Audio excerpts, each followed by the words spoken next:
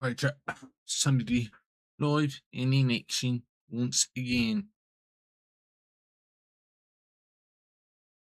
YouTube.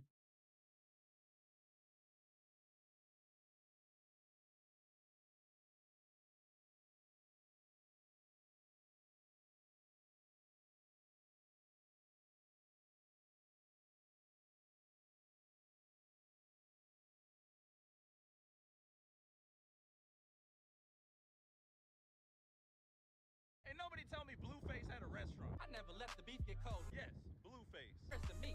In Santa Clarita. King of crabs in Santa Clarita. Oh yeah, this is all right. No, I like the little murals and everything. See what we working with, y'all. Look pretty standard. Appetizer, fry station, kid menu, grilled fish, San Pedro style. I'm gonna keep it real with y'all. I love Blueface. I think he's lit. But I'm gonna be honest about this food, y'all. If it ain't hitting, I'm gonna let you know. No offense, Blueface. Go ahead and get my beef right. All right, y'all. Let's see what's cracking. King of crabs. Smell good.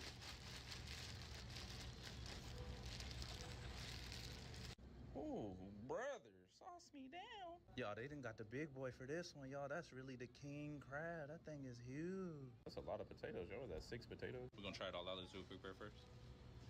Let's let it king of crabs, let it Blueface, let it Santa Clarita, let it seafood boils, and let it Rachel working. Go ahead, pull them sleeves back. Start with the sausage. God damn. Flavor. Yeah, he did it right. Blueface know a little something about flavor for sure. Sausage down, you do potato. Ooh. Potato hot, basic, nothing too crazy about it, but with that sauce. All right, y'all, we had king of crabs. Let's try the king crab. Ain't give me nothing to break it. And that bacon. That's a king crab. That's his leg. Okay, I got these little scissors, yo. Snip, snip. Feel like a veterinarian. Oh, look at this, y'all. Look at the guts. Inside peanut butter, outside jelly. Brother, we're getting full flesh. Oh, yeah, damn. Why I feel bad, y'all. It's such a big piece of meat. Shit. Melted butter? Who am I? Sauce it down, oh, and it's hot. Some more of that sauce. Oh, brother. That shit does look bomb. I don't know why I'm watching food reviews. Like, I don't got a big ass plate of spaghetti right next to me, bro.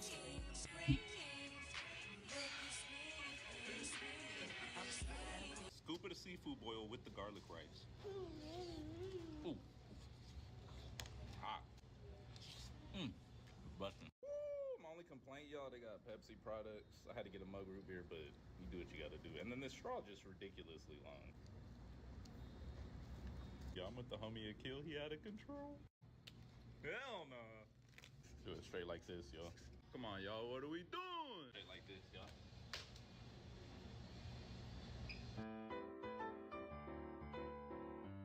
Sheesh. Got me with that king crab, yo.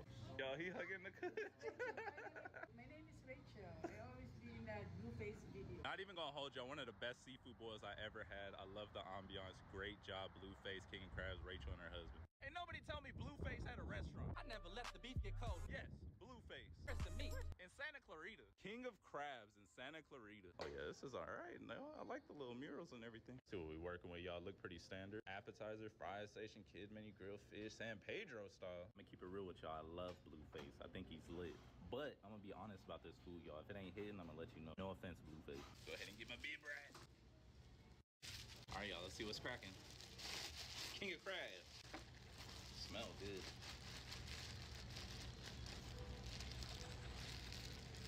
Ooh, brother, sauce me down. Y'all, they done got the big boy for this one, y'all. That's really the king crab. That thing is huge. That's a lot of potatoes, y'all. That's 6 potatoes. We're gonna try it all out. Let's do a quick prayer first.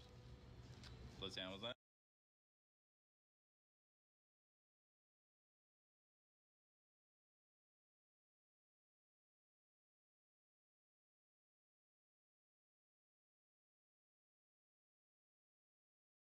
The fuck just happened?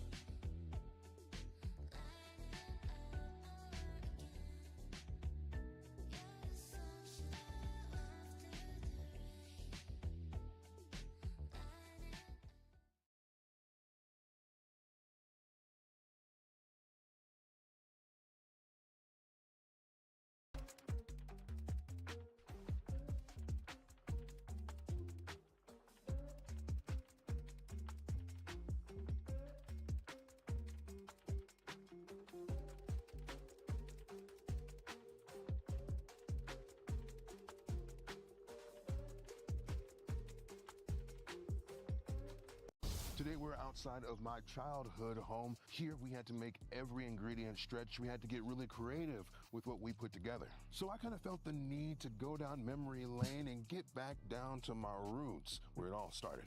Let's get back to my kitchen so I can tell you exactly what I'm talking about. You guys blew up my comments with your struggle meals. I picked 7 of them, and at the end, we're gonna do one that's personal to me. Pray for me. So you guys wanted me to try a spaghetti sandwich. Now, me, I'm a fan of iCarly, and I remember the spaghetti tacos, but I have never heard of a spaghetti sandwich. So I have a little leftover nudes and meat here. I'm gonna nuke this for maybe about a minute just to get it hot. We want it steaming, right? I wanna create the illusion like we just made this noodles and meat. So let's see. This has been in my fridge for roughly about 2 days, maybe. So it's had a lot of chance to kind of get marinated, seep in the juices into the noodles as well. So I've never in my life bought Wonder Bread, not being fucking bougie, but it's just the fact that my mom liked Home Pride wheat bread. I think that has to be the struggle equivalent of the wheat bread side of things, right? So literally in my life, never purchased Wonder Bread. I think I read somewhere that stuff is barely considered bread. It's more, it's closer to like cake than the actual bread. I heard the same thing about Subway bread. It's technically closer to cake than actual bread. Fucking diabolical. Ooh, she's sizzling. Can you hear? She's sizzling. Okay. Our slice of Wonder Bread down. And then a good helping of our pasta. And I wonder if there is any regulation on how much should be here. Is it supposed to be overstuffed? Do we want it to be well balanced? Let me know in the comments, folks. And folks, if you haven't already, make sure you hit subscribe. It's a very small portion of you guys are actually even subscribed to this. So if you like shenanigans like this, please make sure you hit subscribe and that bell notification. It means the world to me. Snack Daddy will love you together. And actually, now, am I being too much if I want to zhuzh this up just a little bit? Where's my Parmesan cheese? I swear to God, I have Parmesan cheese here. All right, maybe I don't. Maybe I'm a liar. Okay, so we will be going bare bones with this. All right, my first taste of a spaghetti sandwich. Initially, see, there's been a lot of fucking starch, a lot of fucking just, you know, the dough, flour, I don't know. Let's go in and see. Yeah, I need more meat. This is an extra meaty spaghetti, but just between the noodles, the bread, the bit of hamburger is fighting for its fucking life. So soft too. I really need a bit more structural integrity in my sandwiches. Soft noodles with soft bread, little bits of meat here and there on around to the sides. It tastes great because I make great spaghetti, but this is not my first go-to. Would never be my first go-to when it comes to a struggle meal. This is D tier in my opinion. I think we could do better, even amidst the struggle. Fuck me. So this one, Hood Nachos. There's a lot of contention in my comments about this because folks were arguing that no one who's truly going through any type of struggle will be able to afford tortilla chips. I kind of beg to differ. Like, you can find a bag of these for 99 cents at Save-A-Line. You can have some Hood Nachos and still be kind of going through what you're going through. So we're going to do it today. My weak ass can open this bitch. Hold on. God damn.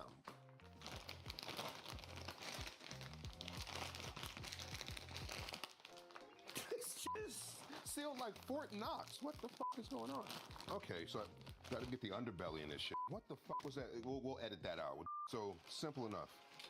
A plate of tortilla chips. I'm only gonna do 7 because I'm not eating the full meal. Do not get in my ass about that. Then we got our shredded cheese, and this is not an actual prop. This is literally my shredded cheese from Walmart because I'm not spending $10 on some shredded cheese. We're going to spread. I'm gonna always go with a thick layer. Colby Jack is just that, you know, blend. You got the smooth white, you got your little bits of like that sharp cheddar-esque as well. You get a good melt on Colby Jack too, and it just smells good too. This fat ass over here smelling the cheese. So you gotta kind of baby this because we're gonna put it in a microwave, obviously, but there's a fine line between perfectly melted and a burnt on crispy mess. I kind of like that mix of both of them. I want some crispy bits. Good run, Nene. Some gooey How you doing? bits too. So you got a baby. Yeah, everyone has their preference, but I'm going to be looking out for mine.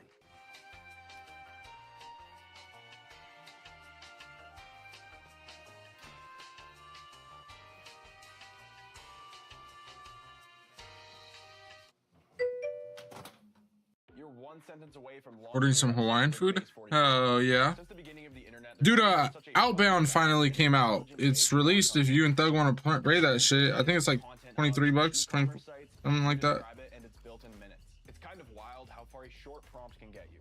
Right away, it generates a full site. Pages, structure, layout, design, it's all there. Yeah.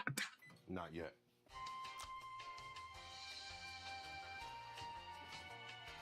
Okay. Ooh, look at this. Ooh, look at it. Still going. Still going, right? See, you got your more hardened edges, but then if I pull one of these out, motherfucker, you better stop. Yeah, it is pretty pricey. Don't matter. That was hot as shit. Now, we're gonna try one naked, but I do have a little bit of For being a small indie game, for sure. Oh, the smell is just crazy. S tier. S tier immediately. The cheese just melts so nice. That's another reason to use Colby Jack, because the blend of the cheeses really just hits on a crispy chip. Another one just for me. So the companion. Some folks will splurge for salsa. Some folks use ketchup, but you already know I put this shit on everything. Yes, there are better hot sauces out here, but which one is probably the most accessible? That motherfucker Frank. Matter of fact, let me know if you guys happen to have hot sauce, maybe something you forgot about in the back of the fridge, which brand of hot sauce is that most likely? Let me know. Me, I don't want it doused because some folks will put like hot sauce on like their potato chips, their like hot Cheetos, whatever it is, and then it's like a soggy mess. Me, I just need little bits of that little pop of flavor here and there. I don't need it soaked. That is absolutely gorgeous here. Oh man.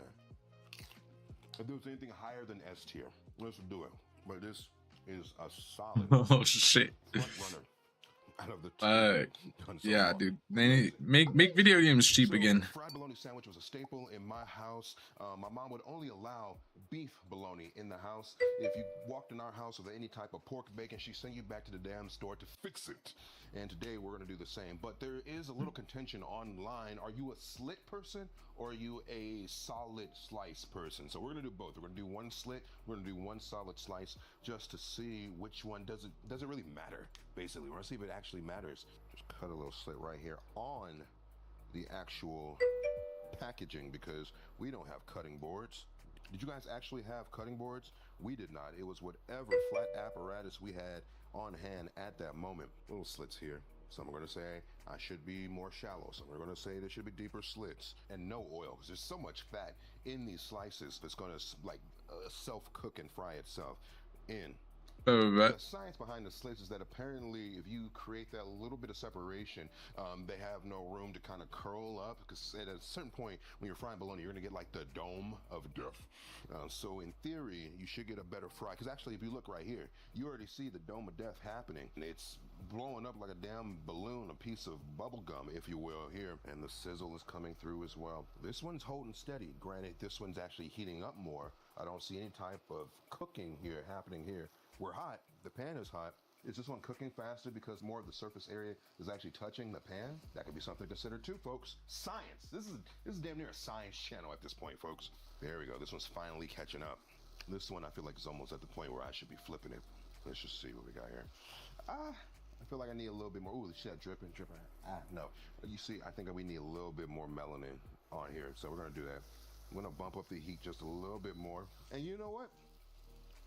This motherfucker's bubbling up too. So what real reasoning are we doing all these theatrics, huh? Because I don't see any difference, honestly. It's a slower bubble, but it's still bubbling. There we go. We got some crispy edge action here. Solid. And again, the kitchen smell is amazing. Who knew pork byproduct could smell so good? Let's see where we are right here. Oh, shit. God damn. See, your fucking slits. I don't even know if my counter's actually clean. All right, we're gonna eat it either way. Okay, this boy almost done. That's what we need.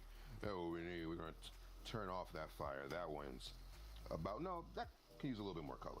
Yeah, I'm gonna call the unslit. What the fuck is going on with me? God damn. I'm gonna give this one a few more seconds on the opposite side because we do got one side pretty colorful. I swear to God, if I would have dropped it right there, I just would have told my guys to go home and we were gonna just do this tomorrow. Okay, finally got a little bit of char right there. Wow, why was that such a journey? Now, we're gonna go with the white bread again. And you know, white bread's not that bad. I was always a fan of the wheat bread, but that little abomination sandwich we had earlier, it was solid. Let's go with the butt. You want a little butt, don't you? Oh, this is gonna be the butt. Yes. Okay. So what condiment do you put on your fried bologna sandwich? I think mustard has to be the go-to. That's the one that was always prominent in my house, the one my mom would eat. So we're gonna leave the butt for the, ooh, God, it got even more crispy. Got even more golden brown right here. And I do kind of feel like this is going to have a horrible meat per bread ratio. We would do like a couple slices here and there. And don't get on me for having the bougie mustard. I forgot to get this at the store, so this is what I actually had in the house. So we're gonna put just a little spiral on here, right? So a fried bologna sandwich. It has been like close to 25 years since I had one of these. Oh man, okay, go in there. This is a tasty ass sandwich. The bologna is so fatty, so salty. It actually does. That single slice cuts through these two slices of bread superbly, actually. Even without the mustard. And the mustard Superbly. brings a little bit of brightness to it. And again, that soft, cakey Wonder Bread. Maybe I've been sleeping on Wonder Bread my whole life. No, round two. Oh, and then I got a little bit of that crispy bit.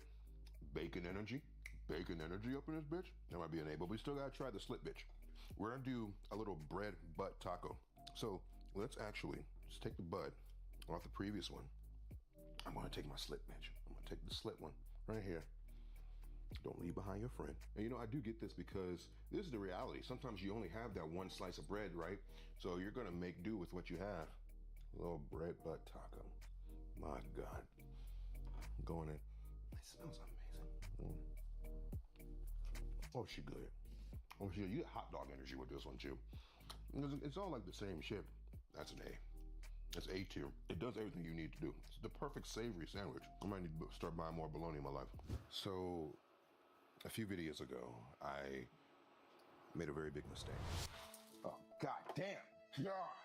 A little cream cheese. I didn't think Kraft could be any more ass. Diabolic. Not draining them noodles is nut. Is he rage baiting us? A little bit of that we want a little bit of. Just a little bit to add the fat and creaminess. Homie doesn't follow the directions on the box and proceeds to blame the box. I almost disliked the video. For fuck's sake, cut! This. It was irresponsible, egregious, and honestly, I'm too old to be behaving the way I did. But you guys deserve better. I'm gonna make this right. So here we are again with Kraft mac and cheese. I have 6 cups of water, which still seems fucking egregious, especially since I was using a half cup one. So I had to do this 12 times. But we are going to follow it to a fucking T, because I missed some things before. So we are going to boil the water. I'm not putting this in until it reaches a rolling fucking boil. So we're actually going to use our Kraft mac and cheese in a mac and hot dogs dish. This is not one I've ever done before in my natural born life, but I trust you.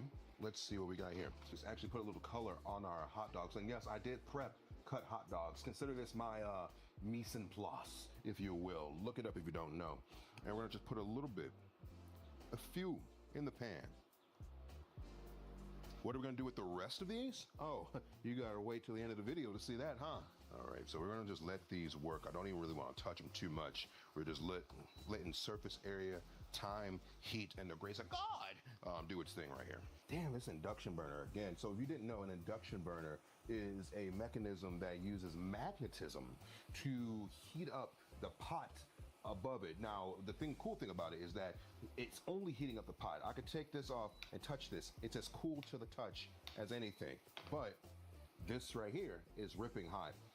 Kinda, because it's not hot enough to boil this water as instantly as I'd like, but still a cool little funky thing. But it takes some time to boil some damn water. And actually, my hot dogs right here are already kind of smelling like something, almost borderline smelling like a backyard grill, which is fine. My house is gonna smell like so many things by the end of this. One thing it doesn't smell like, the struggle, because this is smelling pretty damn good right now. We're gonna let this go for like a few minutes. Start to, ooh, you see those little, what? Well, if I had to ask you, what do those look like? I'm not going to say it, But you tell me what that looks like. Because I'm not crazy. We're all fucked up. We're all broken.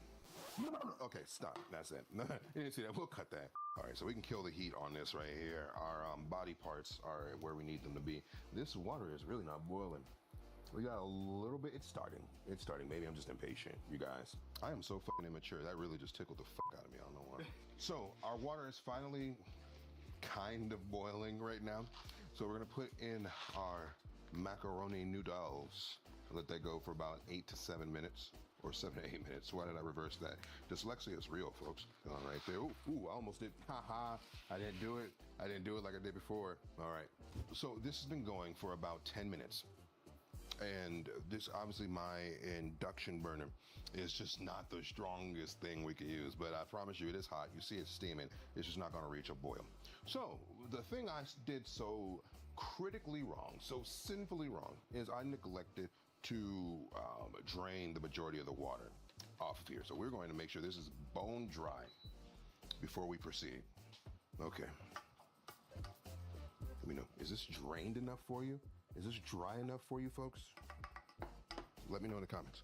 So 4 tablespoons of butter. I will eyeball this because I don't want to dirty up another dish. If you guys can see my sink right now, it's egregious. I'm not dirtying up another dish. We will just estimate roughly about 4 tablespoons, which just seems like a fucking lot.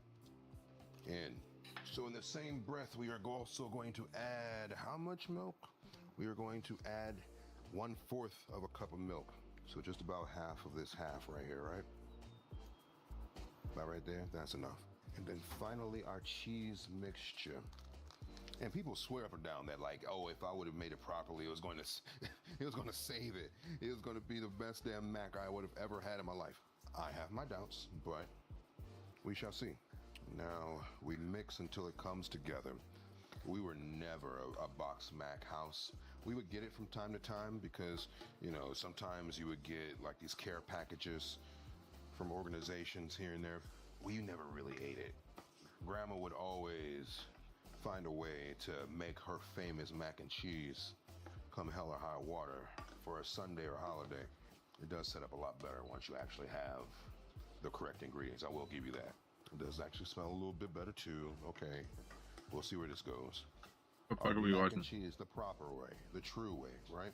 So before we add our little chesticles here, we're gonna just take a bite of this, just for a redemption arc. You know what I mean? A true hero's journey here.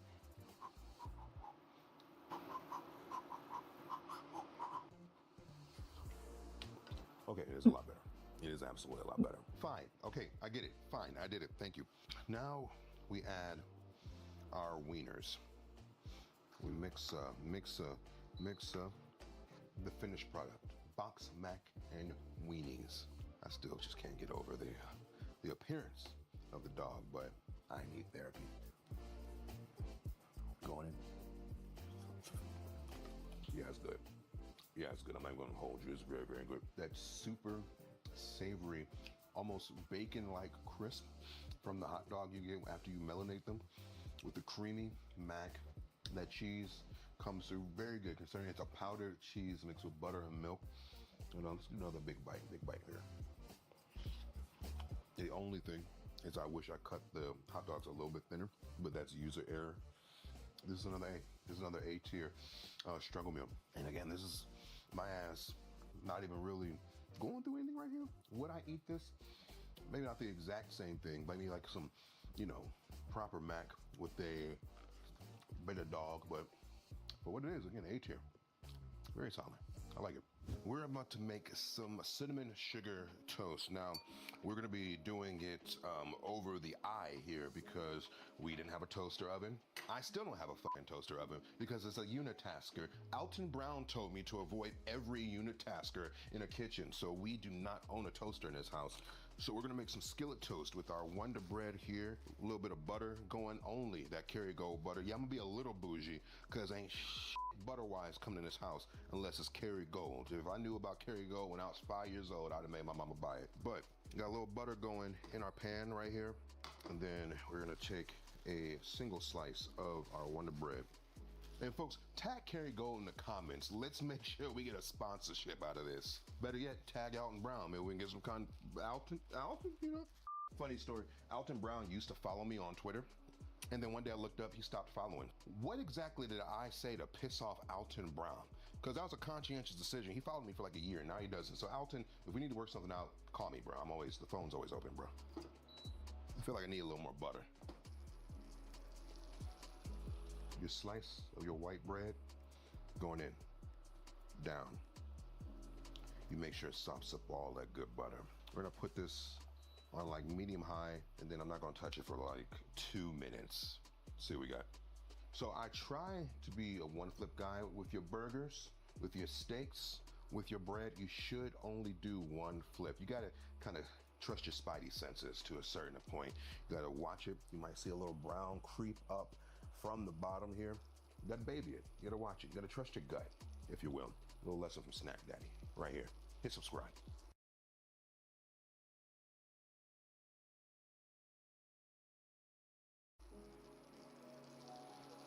What I might do is I might move it around a little bit more. You can kind of get a sense and a feel in your fingers if that crust is forming. If you don't feel like scrapes going across your body, your arm, give it a little bit of time, a little bit of time. And actually, I think we're approaching where we need. Let's see what we got. Do we got it? Motherfucker, let's go. Motherfucker, you don't stop fucking with me. I know what I'm talking about. Don't fuck with me. Fuck with your mama. And same thing, we wanna just let that butter get in every last little bit here, because after that the fun starts. You need to make sure it's like sopping buttery goodness here. Where is my cinnamon? It's behind me. 4 eyes and I'm still blind, folks. So what I used to do, how I used to do it, don't get on my ass, I would kill the heat, and then we're gonna put a little bit of cinnamon in the pan. You want it to kind of be on the outskirts as well, and then we're gonna do the exact same thing. Oh, the smell already. Just a little bit, just a tap of sugar. I want mine to be a little more cinnamon forward than sugary. And then we're going to just spread all over. We're gonna flip and then just spread it on. Just spread it on. This is breakfast. This would be the most hearty breakfast for a 5-year-old can make. I wasn't 5 years old using the stove. I don't even put that out there. People, my mom would fucking kill me if I let that go out of the internet. A 10-year-old, I probably was 5. This would get a cold, tall glass of chalky milk. That was one thing we could do. We would get some Nesquik. We would have a bottle of milk from like the WIC program. As a lot of you guys are very familiar with the WIC program. Yeah, we were staples in that line at the WIC place. And a little bit of like Nesquik, you know, we'd splurge on that. And here, ooh, it is worth the 3rd-degree burns. This is our cinnamon toast crunch in real life. Where do you think the cereal came from? This literally smells better than some things you're going to get out of like a bakery. The way the butter and the cinnamon are cascading through the air. Oh, I'm curious about the crunch. Let's see, did I do right? Oh, it's a little salty from the butter. The cinnamon opens up every passageway in your mouth, and the sugar, just a hint of the sugar. Oh, damn. This is another A. This is something I would truly just eat and stuff down my throat to this day, to this motherfucking day. Oh no, is it gonna get the clean plate treatment? No, I can't. I gotta watch my carbs. I'm health conscious. You know what I mean? You believe that shit? All right, we're done. A tier. So hamburger helper. I didn't have this very often, but I had it before.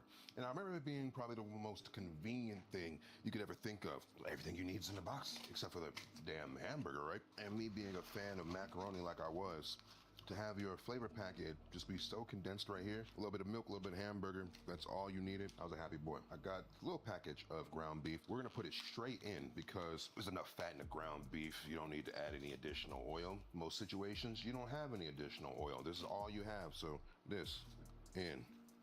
And you know what, one thing we would do, I know there's a seasoning packet in there, but we're gonna add a little bit of zhuzh, right? Just a little additional salt, right? And a lot of pepper. I was always a fan of pepper heavy beef, whether it's a steak, whether it's ground beef. I I need me a lot of pepper. And I think the trick whenever I'm making any type of thing that requires ground beef, I need to maximize the surface area. So whatever the width, circumference of your pan is, I would almost make one big ass hamburger in the pan. Just let that get brown, crispy as possible, and then as it starts to crisp up, and then we start to break it apart. We almost try and flip over every last little bit and do the exact same thing. I always wanted maximum crispification, folks. Ooh, she's starting to work. All right, stay tuned. What we can do to make it go just a little bit faster is we're gonna cover it just so it starts to kind of, the convection's going, Give that just a few minutes. Usually it only takes about 2 or 3 minutes on high to start building that crust. It's not browning as fast as I would want because this is like an induction burner, and the induction burners never get as hot as fast as like your stovetop, your gas burner. If you guys hit subscribe and watch these videos, we might be able to buy a kitchen studio. Who knows? Ooh, hit subscribe, send this to somebody so I can get a proper studio maybe one day. There's the browning we need. I just want to drain a little bit of this moisture out of here. So I'm trying to get a little bit of crisp on there, maybe like 5 more minutes. So me, I like a blend of bigger pieces of meat within more finely pieces of meat. So you gotta have balance. As with all things in life, folks, balance is the most important. So we are getting some decent brown bits here. So I think we're about ready to get the rest of this party on the road. So if you've never made a hamburger helper, you need a 1.25 cups of water and 2 cups of milk. So, cup of water. In. A little bit more. In. 2 cups of milk. Bada bing, bada bam. In. Pouring milk into a slurry of ground beef seems diabolical. I just didn't feel right. Just want to put that in there. We also add the sauce mix as well.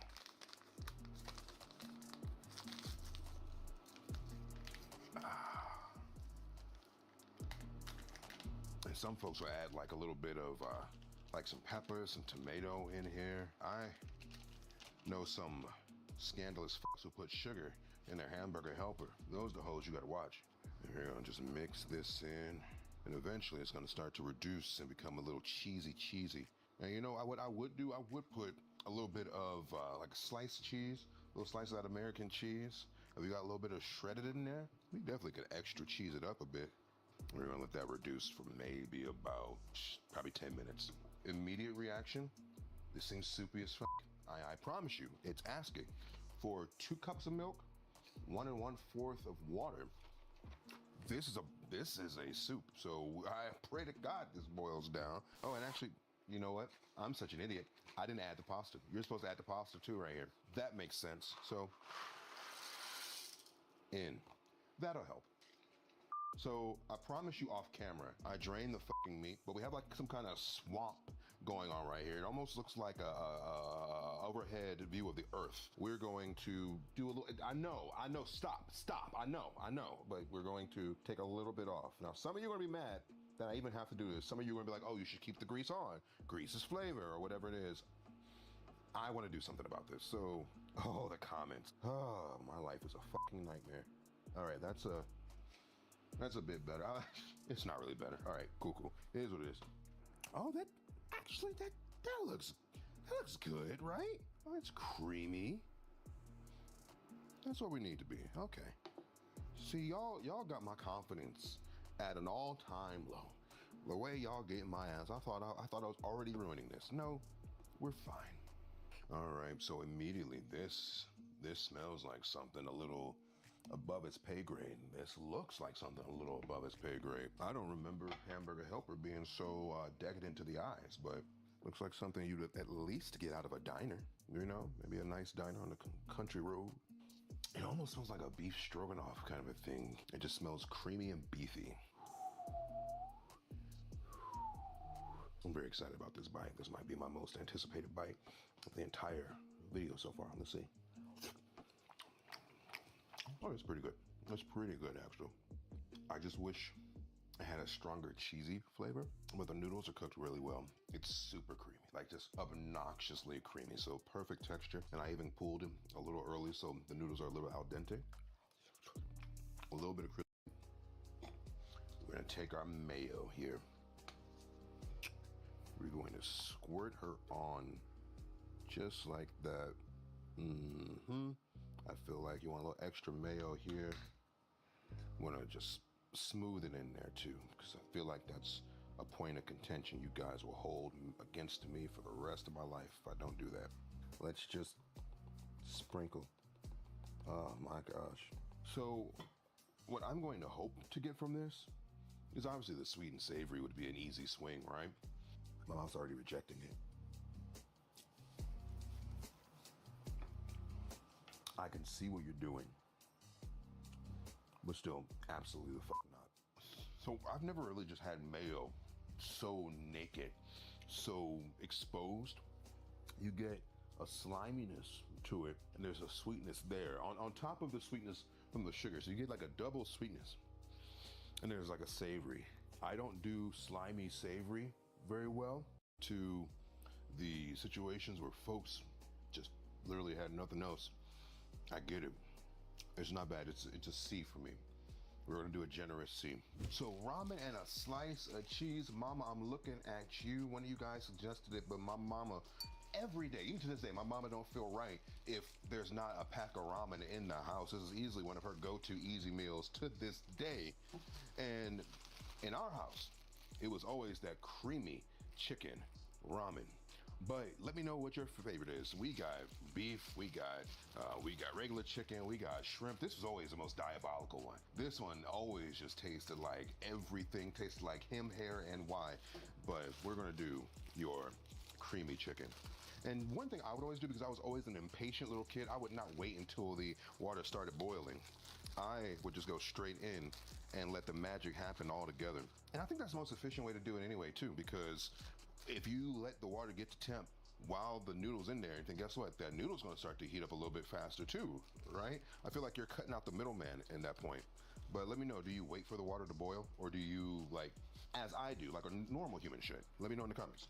Activity, I have an egg, it's different. Whatever process to this, activity, I have an egg, we're gonna do it. So I need to do a runny egg. I can count on one half a hand how many times I've done a runny egg.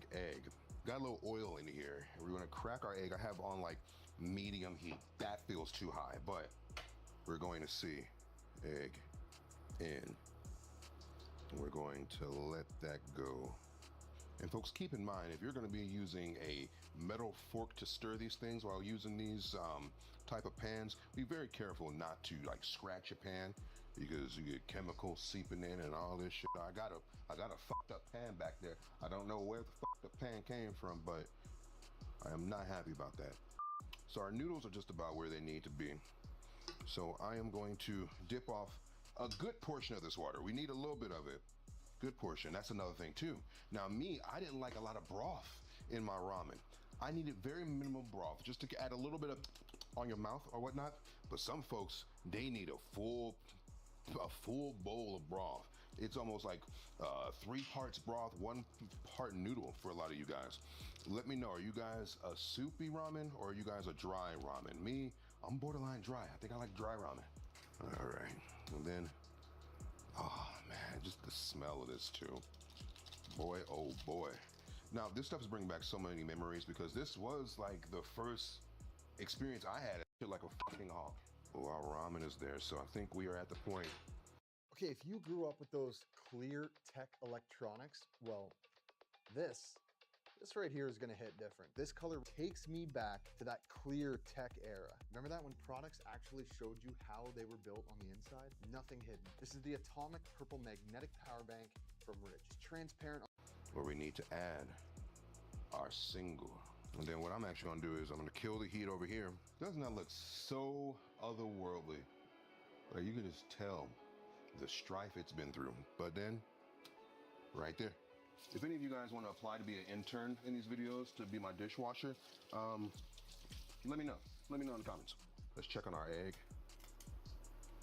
We're getting close. So I'm actually going to kill the heat here and pray to God that it does what it needs to do. Oh yeah, and don't forget that if your noodles are like piping hot, the egg is gonna start to cook when you introduce them to the noodles as well. So you gotta kind of undercook this as well, just so your egg yolk doesn't start to solidify at all here. Again, patience, my children, patience. You see the way that she's absolutely disintegrated into those noodles right there? So we're just going to mix it up. Creamy concoction right here, right? And again, I'm trying to ride that tightrope of super brothy and a little dry right here. Again, this is way more soupy than I would ever personally eat my instant ramen right here. But some of you guys, again, I know that the thumb up the ass, you guys will get me. So I'm trying to make everybody happy. And by doing that, none of you will be happy because that's the way my life works. That broth does look pretty good. I ain't gonna lie to you. I'm being advised I have the perfect egg right here. Watch me find a way to fuck this up. Oh God. Oh God. Oh God. Oh God. Yep. Okay. Why is he making those noises? Time will tell. So the strategy here is that the egg, once you bust it, it's going to mix with the broth, and the whole concoction is going to be even creamier. So let's see. All right. Just how glossy and creamy this is.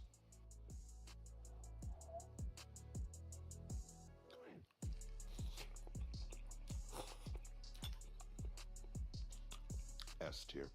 It was instant. It was absolutely instant. You got such a dimension of flavors here. You got a sharpness from that cheese.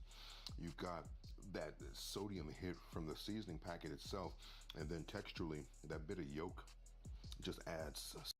Every day we're reminded that the future is here whether we like it or not. AI taking people's jobs, everything being automated, and now it's in our food and cooking. These things threaten to what? It's already programmed for salmon. Well, it only took twice the cook time of the salmon to get this to turn on. Cooking complete. Be careful, it's hot. Do I just open it? I mean, it looks nice. Skin's not crispy, but honestly, like, you could just literally peel it right off.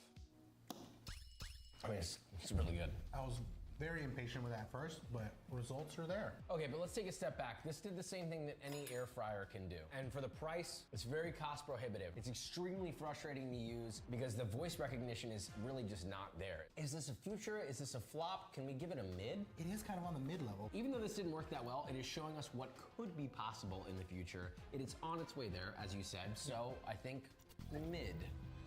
Next up, a spoon. Makes your food saltier, supposedly. There's a little metal plate here and there's a little metal plate here. When you're holding it, it creates a microcurrent that's supposed to make you perceive salt more than there actually is in the food. So if there's somebody who can't have salt for any health reason or whatever, maybe they have heart problems, this could be a solution for them. I should also be clear that we had to order this directly from Japan. It is not available in the United States. Let's try this with just a regular spoon. So we have, like, I don't know, some sort of a curry, it looks like. That's definitely under seasoned. So I'm gonna turn this on. No, I'm just kidding, I'm fine. Oh my God, it didn't do anything. Give me that shit. Let me rinse it off for you. You were eating weird like this. That's exactly how my 7-month-old son holds the spoon. No. Okay, miso soup. I just tasted the miso soup. It's basically under seasoned. I'm gonna place this into the bowl. They do a mug so that you can create the electric current by holding it. Maybe this will be more noticeable. This is the second and final chance you got. Maybe a little. Maybe a little. This is the part where you're gonna realize it didn't do anything. It didn't. Yeah, it didn't. literally didn't. What I will say is, when you put this in your mouth, there is like a weird sort of almost metallic-y sensation you get on your tongue. I wanted this to work, because if this did work, this would be hugely helpful to a lot of people, but it just didn't work for us. That's a flop. Now here's an interesting solution. You ever want to cut butter faster? Always.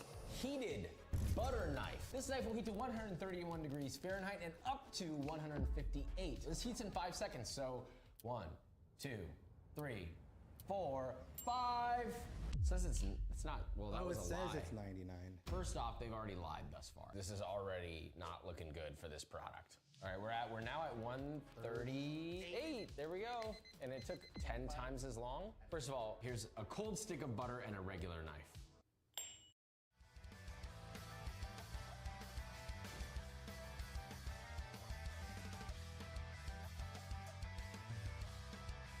was really easy. Now let's say maybe for some reason you don't have the strength to do that. That's okay, because this knife should make it a lot easier. We'll find out.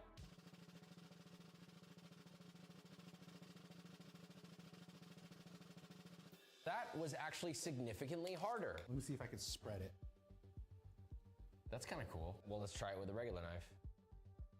Uh-oh, I did the exact same thing. It just doesn't melt. What is this, man? What are we doing here? I thought this was supposed to be the future. This feels like it's taking society back in time somehow. I feel like this is something that would have been invented in like the 90s. It gets the butter hot, but it did not make the process of cutting butter any easier. Maybe it makes it slightly easier to spread. I just don't see this one. Yeah, that's a flop. This is interesting. This is the Scoop That. Look at this thing. It looks like some sort of large Hadron Collider, but shrunk down and put into the handle of an ice cream scoop. It's got thermogenic liquid in it that's supposed to basically transfer all of the heat from just your body temperature of your hand into the scoop, supposedly, and they claim that it scoops and glides through ice cream without the need for water or any warming whatsoever. But I should also add, this scoop is $80. I would love to be proven wrong right now. We need a win for the future here.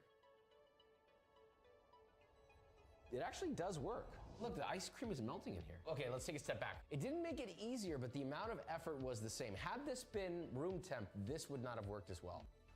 Oh yeah, no, that's night and day. I hate to say it. I mean, this is maybe the least technologically advanced one that there is, but I'm gonna give that a future. This is just the beginning. Things are only gonna get crazier. And at the end of this video, we'll test actual robots that are supposed to replace a human. But for now, the Bacon Express. For some godforsaken reason, I don't know why they keep doing this. They, as in the product creators of the world, keep inventing products to cook bacon. Why can we not just put it in a pan or in the oven? You drape your bacon over like so, and then you just close. We're gonna cook bacon normally in a pan over here. This light is going to change while it cooks. We're gonna find out what that looks like. I'm a little concerned about this though. Look, this one part of the bacon is not touching any heating element whatsoever. So that means that there's likely gonna be a line of just raw bacon right through the center. Look at this. One last thing they claim. Healthier, lower fat, lower calorie bacon, because it drips all the bacon off. You know what I don't understand about that methodology though? If you cook bacon normally in this pan, guess what? It will also render all of the fat out of it, and then you can just dry it off. It just unlocked when it's done. Let's see how it did. Oh, perfect.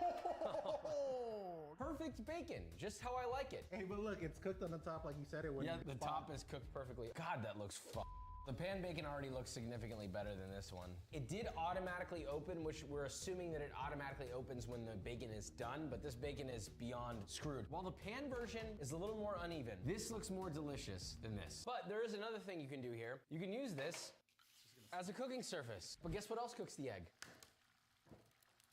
This also cooks the egg. We got a flop. We have a toaster, but not just any toaster. This is the Smart Toaster, totaling at $400. And next to it, to compare, we have the cheapest toaster on Amazon, totaling at $20. Let's load our guys up, load yours up. Look, I can select any bread on here that I want. White bread, whole wheat, toaster strudel, sourdough, brioche. Okay, so we can select exactly what color we want the bread to be. We're gonna go fresh, 4. If we're gonna go 4, then I gotta stay consistent, right? Yep. 3, 2, 1. Ultimately, we're looking to see if it makes a accurate, better, and or faster product. One cool thing is, I have no clue when the toast is gonna come out of this one, really. This, on the other hand, has a progress bar, so I do kind of know when this will be done. I got a light. 3, 2. It was faster. The lift alone is exciting. It toasted to the exact spec that I chose. I mean, it looks like a 3 to me. Oh, it does look different than the That's picture. a 3, this is a 4. Ruh-roh, Raggy, it gave me a 3, not a 4. All right, well, we'll wait for yours for the next 10,000. Is yours even doing anything? Oh, yeah, it is. Oh! Yours looks uneven. Honestly, this one did toast more evenly, but yours gave a 4 though, and mine gave a 3. Let's be real for a second here. Let's just take a step back. This did the exact same thing that this did about 15 seconds faster. I feel like we gotta be a little more scrutinizing for $400. For the price tag and for what it can do and what it did for us. If this was like $80, I would say step in the future, but because of the price, I'm gonna go ahead and say that was a flop. This is a digital temperature frying pan. This frying pan will tell you exactly what the temperature of the surface of the pan is at all times. It's supposed to take the guesswork out of cooking. Instead of going by feel, which I prefer in most cases, that's like the best way to learn how to cook. Therefore, you should be able to cook anything on it at the precise temperature like a pancake. Pancakes are really temperature dependent. Okay, so first off, this pan only works on electric stoves or induction. So our first test of the pan's temperature gauge. We set an induction burner to 360 Fahrenheit, but our temp gun said 400. So is it the induction or the pan? First of all, it's already proven. That was good, Millie Cat. How are you doing? I wouldn't have known that actually without this. You would have been like, oh, trust the induction burner. You'll never. This woman in Kansas City searched her name and found $6.1 million in unclaimed money. Like what? That's good. Hell yeah. Money? Is this something? I'm chilling, vibing. This will marinate your chicken, beef, etc. in 15 minutes, and it costs $219. Here's the procedure. You take this drum off, open it up. Christian's gonna put some chicken, bang. We got a little marinade over there. We're now going to set the lid on top, turn the dial to the vacuum setting, bang. Now, this goes in, press the function button. Now it's sucking all of the air out. It is compressing everything together. I've marinated with a vacuum before, but the question is this strong enough of a vacuum? I don't see anything. I don't think it is. It is finished the suckening. Before we take this off, bang, lock the air lock. And now set that on there, bang, and then we'll hit the function button again. Well, I thought it was gonna move a lot faster, to be honest. Once this is done, we will now test this against a chicken that has been marinated overnight. We're gonna cook it first, obviously, and see if the 15-minute marinade compares to the overnight marinade. We have both chickens cooked off. We do not know which one has been marinated overnight and which has been in the specialty futuristic vacuum chamber. So we're gonna blind taste test. This is weird. See which one we like more. But just before we say that, Josh thinks this is the overnight, and I think this is the overnight. Should we start with this one then? Yeah. Don't even say anything, just go. This one tastes slightly better. I'm locking in this one as the overnight one. Because of the spice, I think this has been sitting overnight. The answer's underneath. Son of a... Yeah, it was right. I will say it was hard to tell. Do you think that that counts as a future since it was so hard for us to tell? Here's my question. Would you eat both, one or the other? Would you have saved countless hours? Or is it like, yo, I'm gonna pinch, throw this in here, let that marinade, get my shit done? I think this is a point for the future. I don't want to give it to him, but think about it. Just it did work. Fill that whole thing up. Meal prep Monday's done. Yeah. It's an expensive one, but yeah, we'll give it to the future. Sure, why not? This thing looks insane. This looks like something from a video game. I feel like this is like from Halo. There's like, you take this cup and you have to take this back to the ship. But in fact, it is a cocktail maker. The most ridiculous looking one I have ever seen in my life.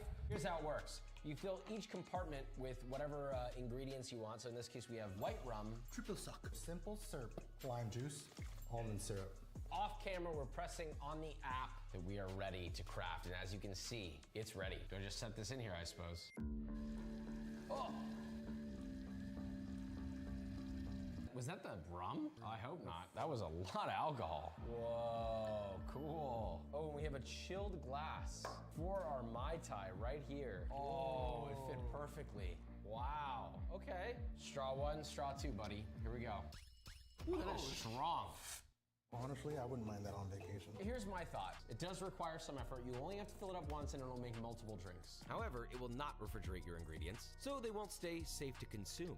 This is purely theatrics. Because if you wanted to make a Mai Tai, Moscow Mule, whatever, guess what? You could just do a big batch in a big jug with a spigot on the end of it, stir it together, and then have people go by the spigot and just press the button and juice it into their cup. Also, if like you're a old-fashioned guy, then you would only put the ingredients for an old-fashioned and then they just have the glass ready. 5 a.m., you press it, you wake up. What? You have that shit somewhere. Are you okay? No, I'm just saying. If you're waking up at 5 in the morning to smash a Mai Tai, you're a different kind of hustler. It's definitely futuristic, and it's something that I could see in a lot of people. Instead of having your sidebar, you have this. And it's just chilling there. Yeah. It does look cool. It looks I mean, at a party, this would wow. A party and you don't want to hire a bartender. You have this preset on the counter. It looks cool. People be like, yo, you guys gotta go see the cocktail thing that he has. All right. We'll give it a future. Now, we're in the final stage. Tools that can replace the cooking process for a person. And at the end of the video, a human-sized robot that supposedly can fully replace people in the kitchen, period. We have the auto stir fryer. This should be able to make a stir-fried rice just as good as I can, except you don't really have to do anything. It does it all for you. So let's begin, I suppose. Gingies, green onion, Get out, little salt to taste. You don't have to do anything, it's so funny. I'm going in. It was doing a great job, now it's doing a good job. It's just sliding the egg around, you know? All right, my egg is cooked. I'm adding my rice. This is not looking good for Christian, not looking good. I'll give it a little help. Can't be helping, it's a robot. Come on, stupid. I'll give it a little bit more time so the egg on the bottom is kind of cooked. Then I'm gonna have the rice, so maybe it'll help fold in. Are you having to modify your technique with a robot? Oh, there is no technique, my guy. It's just pouring in the pot. Here we go, here we go. Fold it. Oh. My rice is hot. Heat is gonna go off. Yeah, add some of my garlic, some peas, some green onion, a little bit. I'm gonna reserve some to top with. Got an omelet in mind. My fried rice is done. Let me just start off by that. We have these side by side. A blindfolded taste test will determine which one is better, or are they the same? All right, first one is going up. Decent. Here, will you hand that spoon to him? I would blow on that a little bit. Say ah.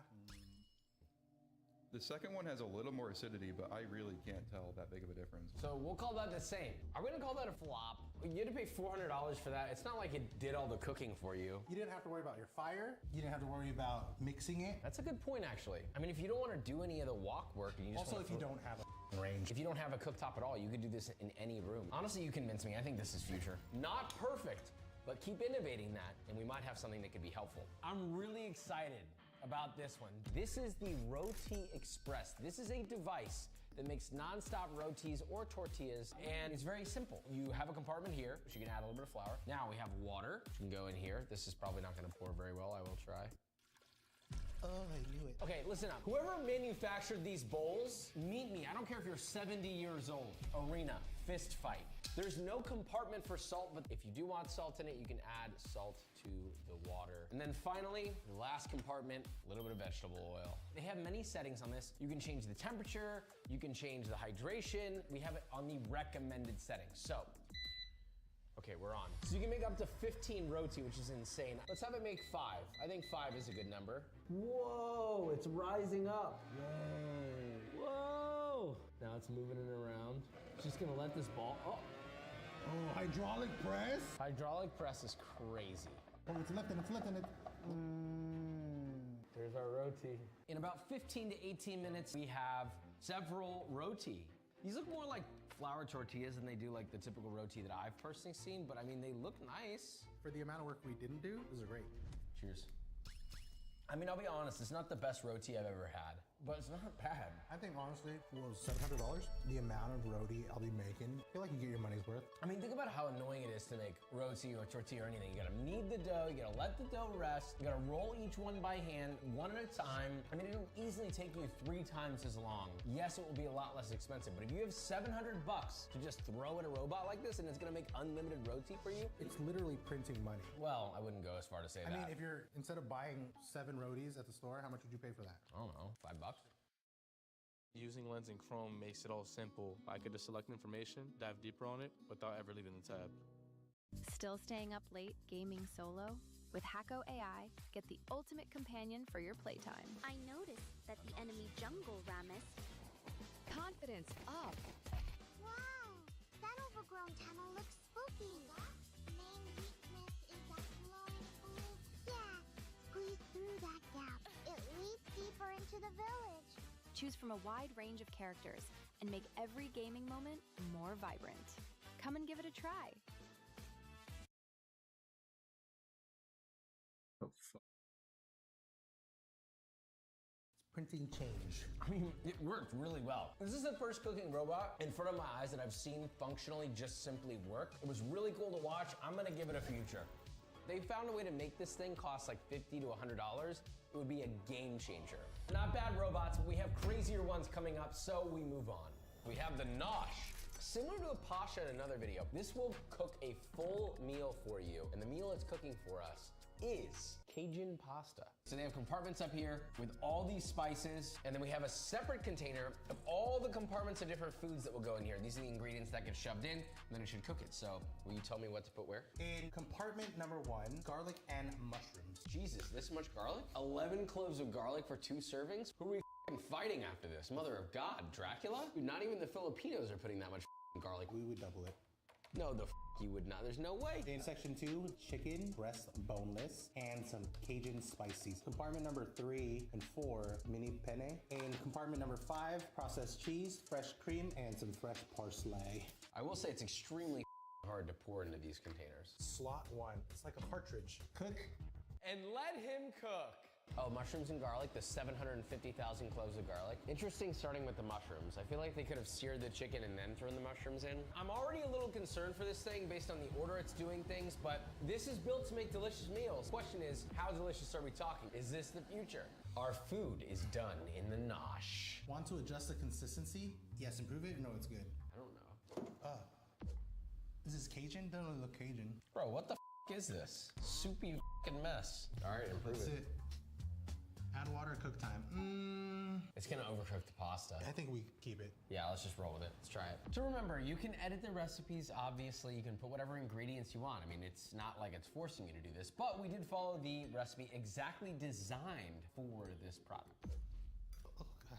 Why is it so hard? I'm scooping. I'm scooping. So I'm scooping. liquidy. It's just watery. There. Well, the noodles are overcooked as shit. Chicken's overcooked. Pasta's overcooked. Sauce is The sauce is watery. Soupy. Yeah, the sauce is watery to all hell, but it actually tastes pretty good. It's a little too garlicky for my taste. It tastes like a boxed or hamburger helper type vibe. That's so accurate. It's like a frozen meals. Yeah. So long story short, for significantly less money, you could just go buy a frozen meal and microwave it. All right, I'm gonna put that at a good old fashioned flop. This is a Thermomix. Some of you might know what it is, but this is the modern version of it. It's got a touch screen, it's got pre-programmed things in it, it's got this wild thing that goes on top. We're looking at the highest technological level of automated cooking in the Thermomix world. This is brand new, we just bought it, so please enjoy it. Okay, that's really f***ed up, man. I was really enjoying that. Wow, this is actually really responsive. Is this an iPad? Does this come off? Oh, no, it doesn't. We do have a specific recipe already built out. We're doing lemon, rosemary, chicken, and rice. So take the lid off. Okay. Now add 1 ounce of olive oil. It's weighing it all for you. Is it really? Yeah, boom, 1 Holy ounce. Done, okay. And it auto checks it off for you. Okay, this one I'm enjoying. Okay. Next up, all-purpose flour. 3 garlic cloves, rosemary leaves, salt, ground black pepper, ground turmeric. Oh, put the lid on, okay. Where's play? Oh, actually worked really insanely well. Next, lid back on. 5 minutes at 250 Fahrenheit. You wanna do the honors? It's already sizzling. How the f is that possible? That was fast as fuck. I'm excited to see what it looks like in here. Okay. It's not as burny as I thought. It's like a little roux they made, huh? 24 ounces of chicken stock, so keep an eye on those ounces. Go ahead. 24 on the dot. This is kind of fun. It is. Dude, my kids would love this, actually. This would actually teach people how to cook. Next, insert the steamer basket, or the 6 ounces basket. Okay, so now it's having us lay down lemon slices on a sheet of parchment paper along with some rosemary leaves, which I'll do for you, creating a bit of a bed here. So now we'll season it with salt. I would have seasoned the other side, but that's fine. Fold parchment paper close and place seam side up into the Veroma dish. Set Veroma dish on top of the lid. Wow, it looks wild. And steam. 15 minutes. Whoa. All right, transferring that to, wow, that is so hot. Oh my God, I burned myself for sure. Oh God, oh Jesus Christ. Hell. Give me the tongs. Why am I doing this with my bare hands? Sauce goes over the chicken. Borderline almost nap egg. And then this all gets finished off with some fresh chopped parsley on top. I haven't even tasted it yet. I'm pretty impressed. There is no color on the chicken, but let's taste. Pretty good, man. That's pretty good. I'm pretty shocked by this. This tastes like a home-cooked meal. Like, you ever go to your friend's house in like middle school and their mom like makes something and you guys have been playing all day and you're like, this is actually pretty damn good. Great consistency on the sauce. It's seasoned absolutely perfectly. It's acidic, it's got richness to it. The rice is actually not overcooked. It's fluffy, it's nice. And you only have to clean one thing. Can it clean itself? You can put soap and water in it and yes, it cleans itself. I mean, instantly a fun. How much is it? $1,700? Out of everything that we've used so far, already, just based off of the effort that we put into this and the result that came out of it, $1,700 is not bad. I think it might be worth it then. The efficiency, the easy cleanup, the amount it can do. It doesn't just chop, it also can sous vide. Here's what I'll say. It is the least assuming looking but it was the most fun to use out of all the robotic things that we've used so far. It's up there on price, but I think if you have the budget for that, which there are not many people who do, but if you do, I mean, it works. I want one. Before I give my rating, the whole question that we have in this video is this a step in the direction of the future, or is it a flop? Now imagine they were to drop this price down. Let's say the price of KitchenAid stand mixer, $500, $400. That's all they really need to do is get that price down, and it is beyond worth it. I'm gonna say this is a step for future. On to the next.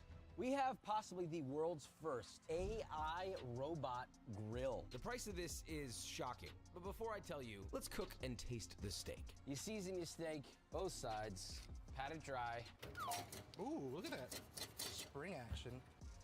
Locked in. I'm gonna throw this probe in here. Dead center. Nice. I want this thing to do all of this on its own. That's the whole point of testing a futuristic kitchen gadget. Why should I be doing the work? We're gonna hit AI chef. We have steak, ribeye selected. We're gonna say sear high, medium rare. We got one. We hit next. Fire shield we have. Fire probe we have. Start preheating. Place it in there, go inside. She's in. This says that it'll cook a 2-inch steak in 10 minutes. Seared, medium rare, and done. If you were to reverse sear this, that would take 40 minutes plus. Oh, yo, it just clammed down on the steak. This is crazy. Whoa, it's going. Smells nice. It is broiling that. There's no way to tell how the steak is cooked, but I mean, it is blasting the steak so hard. There's no way this steak isn't totally obliterated, but you know, hopefully I'm proven wrong here. Okay, we're 10 minutes into the cooking process. It should be done, but it is sitting at 108 degrees. We're looking for what, 125, 128? It says it's gonna be done in 30 seconds. That's what it says. Seedance 2.0 is now on Artlist, and you can get precisely what you want. I'll take a robbery with a fight scene on the side. It's a robbery! And if you have it, I'd like the robbers to be Yakuza. It's a robbery! For the main character, an anti-hero. A bit rough around the edges, and maybe some dark humor. Yeah, make him a little funny, please. And you? Just the alien invasion, please. Here we go again. Just wanted to have this nasty coffee in peace. Light it up, pedal to the metal. We're gonna take it to a whole nother level tonight. Is everything okay here? Could you check what's happening with him? In the hands of a creative genius like you, anything's possible. Go to Artlist for Seedance 2.0 and all the leading AI models and start creating without limits.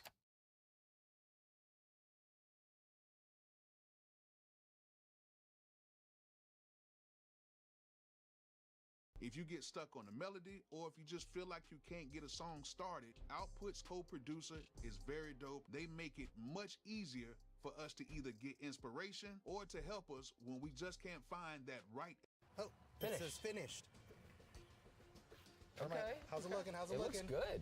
Honestly, it's not bad. It said it was rested, but we let it rest an additional 4-ish minutes. So, you know, we can call this probably 6 minutes rested. Remove the tail. We're not gonna look at it. I mean, it's got a huge gray ring. It appears to be medium rare though. I mean, that looks nice. Should we give it a taste? Wow. That's a beautiful steak. So the price of this might shock you, but before we talk about that, here's everything that it's done well. We've got a beautiful crust, actually incredible. A little bit of smoky flavor from the char. It's cooked throughout in like under 15 minutes. 2-inch ribeye, that's insane. How much does it cost? The stand that it was on was $2,000. The grill, on the other hand, is $6,000. I think it's really cool, and it works. But holy shit, that is the most expensive item we have had so far. It's not the most expensive item on today's video, but it is an unfair and unimaginable, almost unachievable price tag for just about most people on Earth. But it works extremely well. How are we making enough to buy this in the future? The steak made him want to manifest. That's future. I'm gonna give this a future. But now we've reached our last item, and it could potentially replace humans completely in the kitchen. I don't like the sound of that. So meet Flippy the robot. This is supposed to be the ultimate cooking robot. There's an entire team that just programs it. And as of right now, it's only used in restaurants, but it's used in many of them. It's supposed to receive orders directly from the register and cook them perfectly. First, let's try something easy before we really get things started. We got a double portion of fries, got chicken rings going. It's moving faster than I can look at it. It's got everything dialed. It's dropped in the food, it knows how to cook it. These should come out perfect. And after a few minutes, needs seasoning, but they are cooked perfectly, I'm not gonna lie. Chicken rings, oh, I'm scared to try these because they're really hot. hot throughout, crispy. What's crazy is I was expecting it to be super greasy. It's not. It's actually properly shaking off all the oil. It's cooking it to the correct temperature. These are products from a fast food company. This is actually nailing it better than most of the time that we've gone to a fast food spot. It was scary. That was just a little test. It's too easy. The real challenge here is what about when there's a ton of orders and it's busy and you need all the product to be consistent, not overcooked, not undercooked, not frozen, not soggy. I don't think this thing's gonna be able to do that. So it's time for the pressure test. I'm hungry. I'm gonna place an order for chicken tenders. While that's going, might as well get some waffle fries too. It's been a couple of minutes. Let's throw in some normal fries. In fact, mozzarella sticks too. We got fries. How about more tenders? More tenders. I threw as many orders as I could think of at it, but is the food perfect? Okay, that was scary and interesting and beautiful, but mostly scary. It handled the stress test really well. Shockingly well. Every time I asked for something, it just did it. But just because it cooked it doesn't mean anything unless it cooks it correctly. If these are cooked properly, this is possibly a scary future. First, a waffle fry. Now, a good waffle fry should have crunch to it. It's actually a really good waffle fry. We've got 1 out of 4. We need 4 out of 4. Chicken tenders, these are really easy to mess up. These get messed up probably the most in fast food restaurants. Honestly, that's one of the crunchiest chicken tenders I've had in a while. I'm not gonna make notes on seasoning because these are obviously pre-made, but like it kind of cook timed it perfectly. Hang on, I'm not just gonna give it that easy. Did it cook the bigger piece? These are actually like cooked nicely. 2 out of 4. Number 3, the mozzarella stick. Cheese pull, crispy, 3 out of 4. We need 1 more. That must make it, otherwise it's a flop. This is supposed to be a perfect cooking device. I do have one gripe about this. There's no salt. Who's gonna season this? But the cook on it, on the other hand, I mean, it's perfect. Light, crispy, little palm puree on the inside. That is a 4 for 4. Let's just take a step back. Is it a future or a flop? Clearly, it's hitting the future, but what's crazy is it's here now. It's being used today in restaurants every day and working properly. The thing is, this is a restaurant-only device, but can you imagine if this makes its way to the home? Could it make our lives easier? Could it make good food more accessible? It has me asking that question. Overall, I think we witnessed the future. So we gotta answer the question, is the future of cooking man or machine? Listen, I don't have a crystal ball. I can't tell the future. Nobody can. But what I can say is a lot of these things helped make me better. They made my job better. They made me a better cook. And that is what I would hope the people that are developing these things are thinking about. And at the end of the day, these type of products, these things should be making us better, not worse. And that is what the future should be all about. Love you. Subscribe. Bye.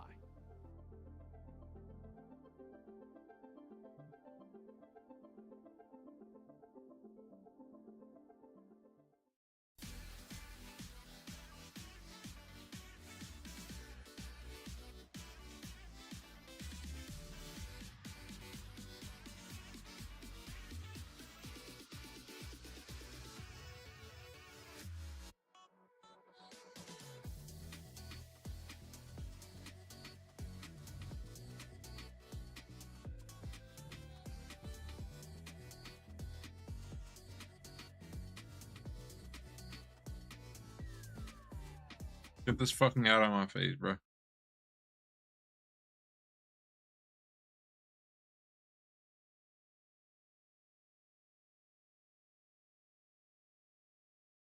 I've been on Shopify since the very beginning. There's a bunch of amazing templates that you can choose from. If I needed to go in there and add a logo, add a little bit of text, Shopify makes it really easy to do that. I don't think I'll ever outgrow Shopify. Definitely helped me take my business to the next level.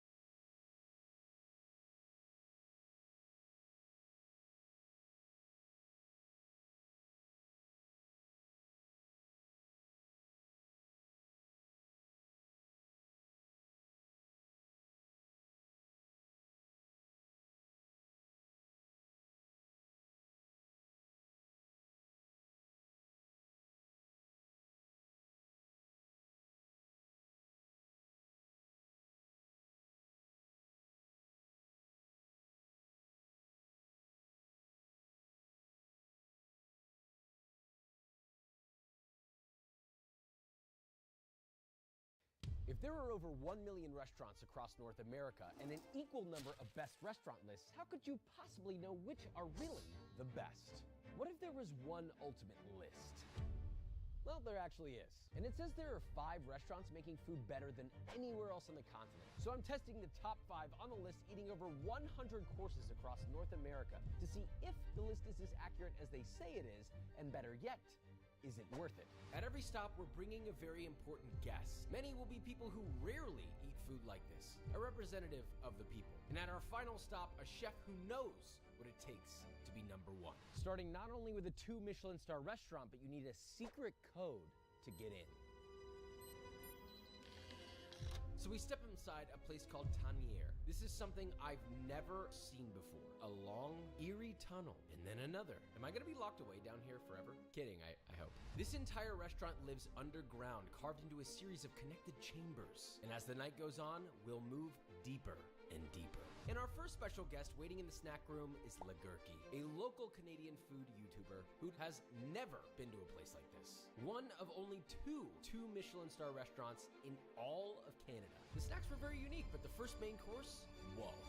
This is their signature dish called Noble, which in the bottom is a rich butter sauce, and on top, scallops poached in that butter, with another topping of a massive pile of the finest caviar.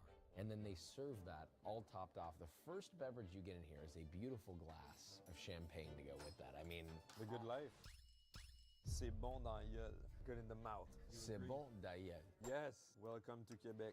All the layers work together. They're leveraging very simple flavors that are very powerful. And then this champagne cuts through it like a hot knife in butter. It is so sharp and tart and just mineralic.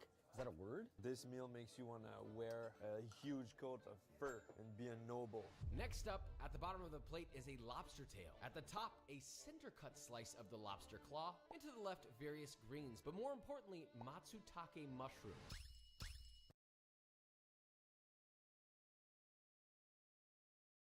Fuck.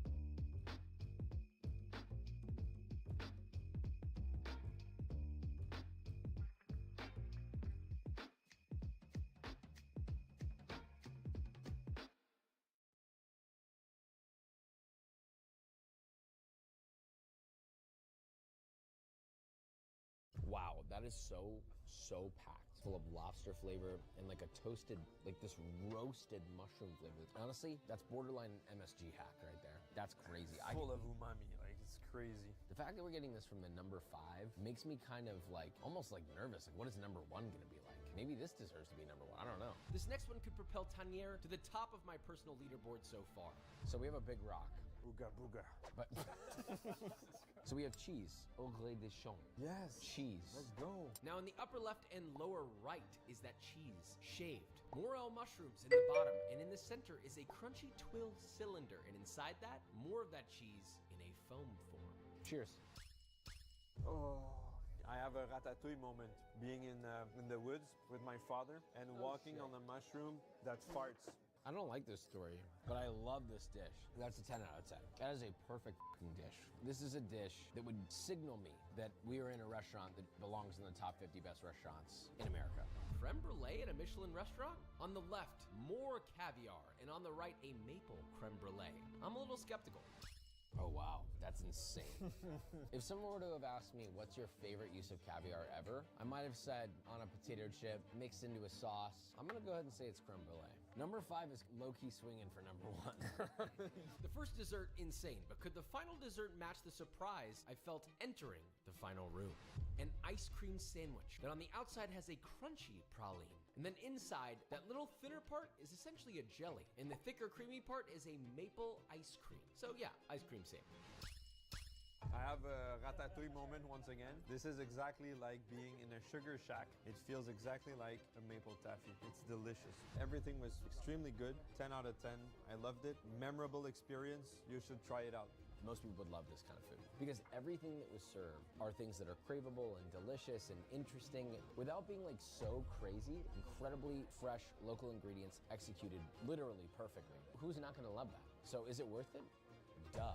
But is it a number 5 or is it a number 1?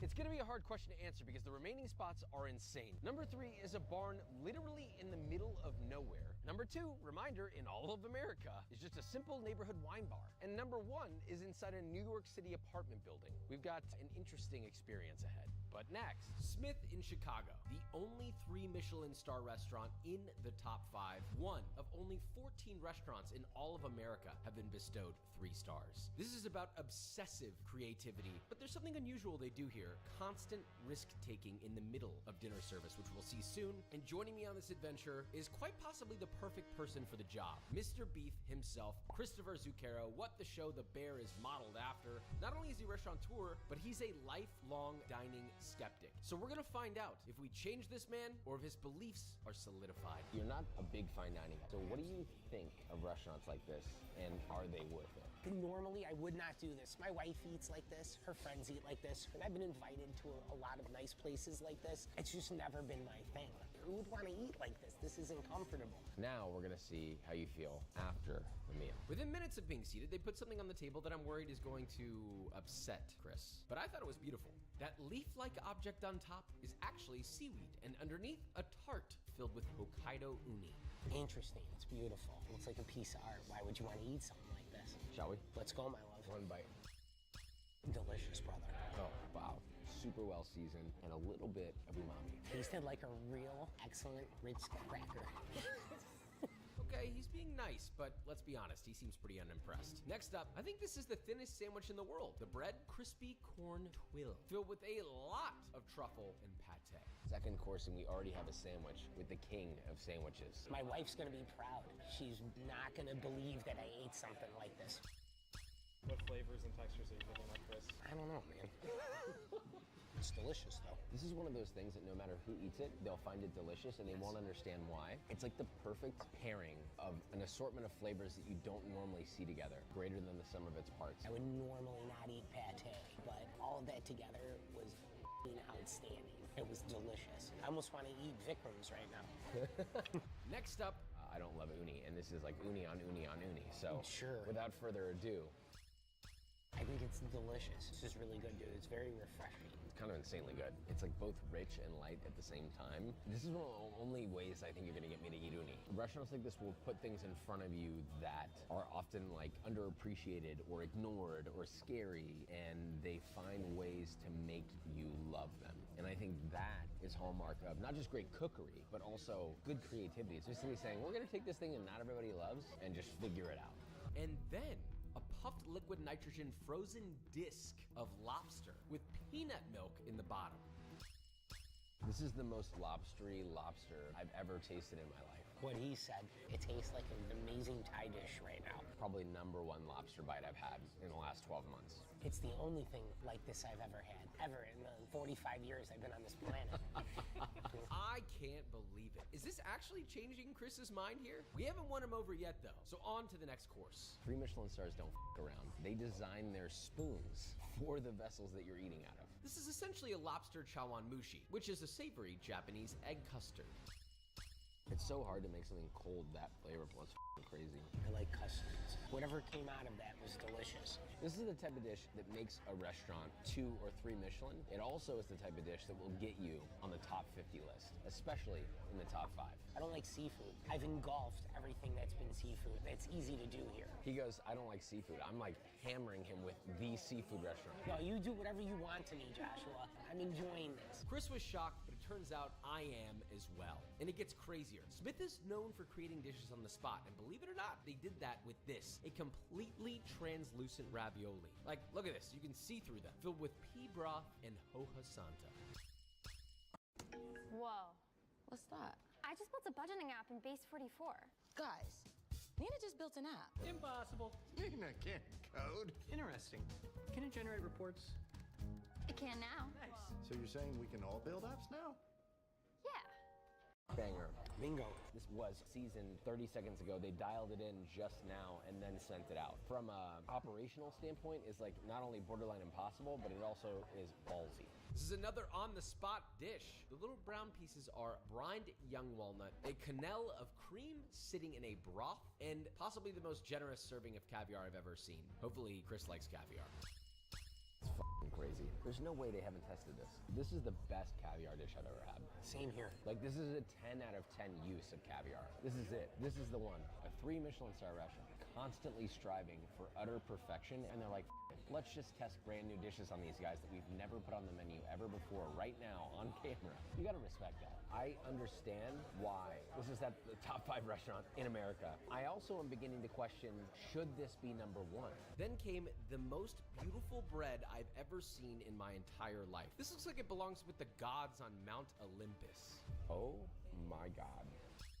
That is diabolical, how good that is. It makes Parker House rolls look like bitches. All right, that's what it does. I don't know if this is our last course, but if it is, that was one hell of a crescendo. And that means the dessert is next. Of course, it's rice pudding, my favorite quintessential dessert. Any place has rice pudding, I automatically get it. There's a twist, though. The twist is that it has foie gras in it. And I'm gonna be honest with you guys, I don't like foie gras that much. Neither do I. They're fucking it up for us. Man, I really hope this is not a risk that doesn't pay off for them. It all comes down to this. I hate foie gras, I hate all that stuff, but the rice pudding is warm. Most people never have that rice pudding warm. This just won me over, even though there's foie gras on it. I love you, Josh, and I love you, Vic. So after going through this whole thing, we took you to the number 4 restaurant in North America, 3 Michelin star Smith. Is it worth it? I think I've reached my ne plus ultra, as they say, which is the French word for like the limit. I've eaten 24-inch pizzas by myself, all types of racks of ribs. I've never been this full in a while. I didn't think a place like this, you could fill up on that, and I'm completely wrong about that. So I apologize for sitting in my restaurant for so many years and harping on joints like this, because clearly you can get your money's worth here. I'm stuffed right now, Joshua. Wow, honestly, on to the next. Now that we've come back to the US, we're actually gonna go right back to Canada. For restaurant number 3, Pearl Morissette. This one might be one of the weirdest. It's just on a random farm in the middle of nowhere. So if all of their food is being served off the farm, how are they gonna deliver any sort of an experience when it looks like this? So this is their moment to prove their seating on the list. If they can still deliver, do they deserve to be number 1? Eating with us is Canada's biggest calorie consumer, bodybuilding YouTube legend, Will Tennyson. As a bodybuilder, you try to get every last ounce of value out of what you consume. So Will is the perfect person to help us decide, is this meal truly worth it? We'll make that decision at the end. Here we have a tart filled with crab, but you see that little clear jelly-looking stuff underneath the crab? That's a hardened gel of pure crab flavor. I don't want to eat it, I want to frame it. It's beautiful. Then in front of us we have what looks like a taquito to me, but it is not a taquito. It is a roe crispy carrot. Cheers. That's a nice taquito. Whoa. The tart shell. That was executed well. I love like the crispy wafer at the bottom. Oh my God. Never had anything close to this. It's just a snack, you gotta calm down. I thought when you put this down, this was like a little burrito or something, but it's a towel. You never know. This dish is interesting. I wasn't expecting to see a gooey duck dish, which is a type of clam that looks like a penis. Oh. Huge penis, actually. I love that. It's very fresh. It almost reminds me of like a Chinese egg custard, even though there's no egg in it. Not only is this beautiful, but it's hyper local because they have stuff that's coming from the ocean locally, and then they have stuff that's coming from their greenhouse locally. Are you supposed to like superset like the sake with the dish, or you like finish one and then go? Yes, superset the sake. Crazy use of superset. This is where things got a little unusual. Instead of a small plate, we were given a giant slice of bread. Did you smell it? Sniff the underside of that. Right? Wow, yeah. So fine dining, you typically see a lot of small portions, which you've already seen, but we have the signature dish, which is from a 3-kilo loaf of bread. And they did specify you can have as much of it as you like. Should we ask for more? Of course we should. I low-key could just do this and then just eat that. That's crazy, man. Macros are Memories dead. over macros, right? Mm-hmm. Why is bread so good? I don't even know. It doesn't make sense. But I can almost taste the fact that the butter was made here. It tastes so fresh. You give it a 10 out of 10? I give it a 9. Damn. Almost perfect. This is supposedly the most perfectly cooked lobster ever, but will it compete with the lobster dish at Tanier and Smith? I don't smile much, but this one's making me smile. I haven't even eaten it yet. Oh, this one deserves a standing ovation. It is a privilege to be here right now. We've had lobster at almost every single restaurant we went to on this list. Best lobster dish. Renee is stuck at work still or what? Cooked absolutely perfectly. Seasoned perfectly without losing any of the flavor of the lobster. On to the next course. The most perfectly cooked scallop, sitting on top of pearls made of lobster, green strawberry, and served tableside a savory broth.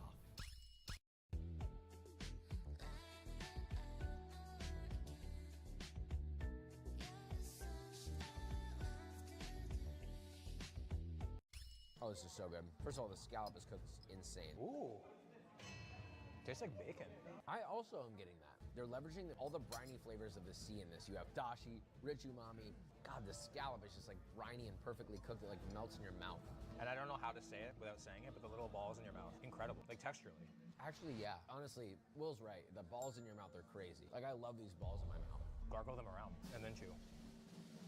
What the fuck? So we've moved on to an interesting course. This is a celery root, one of my most favorite vegetables. They like let it stay in the ground too long so it freezes over and then it thaws. And then they slowly cook it for multiple hours. It smells more like a croissant than celery root. That's bonkers. That's a flex. My toenails are curling. Wait, pause. How are you supposed to go back after something like this? You know what I mean? Like, if my wife makes me dinner when I go home, I'm just gonna throw it away. I'm like, this is what I expect now. Like, you're not making me celery root like this? Give it to the dog. How many calories do you think we're at for the meal so far? I'm gonna say we're at 1350. Maybe you 2000 with the butter. You're right. Yeah. This is the best dish I've had so far. This is number 1. Number 2 is the lobster, and number 3 is the tart in the very beginning.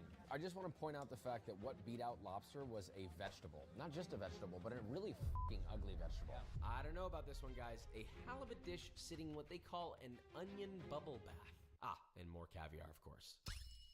That is a banger. Personally, we got another number 1. No. It's seasoned perfectly, balanced perfectly. The caviar, little pops of umami and salty brininess from that. The fish is cooked perfectly, but what I really love about this is the explosion of smoke in my mouth from the smoked onion. Like every bite, I'm like almost like my mind just goes clear. It's just so good though. We were getting tremendously full, but then at the start of dessert, they threw us a curveball that really confused Will. Can you explain to me why at this point we need to have cheese? It's like the last thing I want. Honestly, I don't know, but I like it. Yeah, I'm not gonna complain about it, but... You sound like you're complaining. I guess I am complaining about it, yeah. I think it's kind of like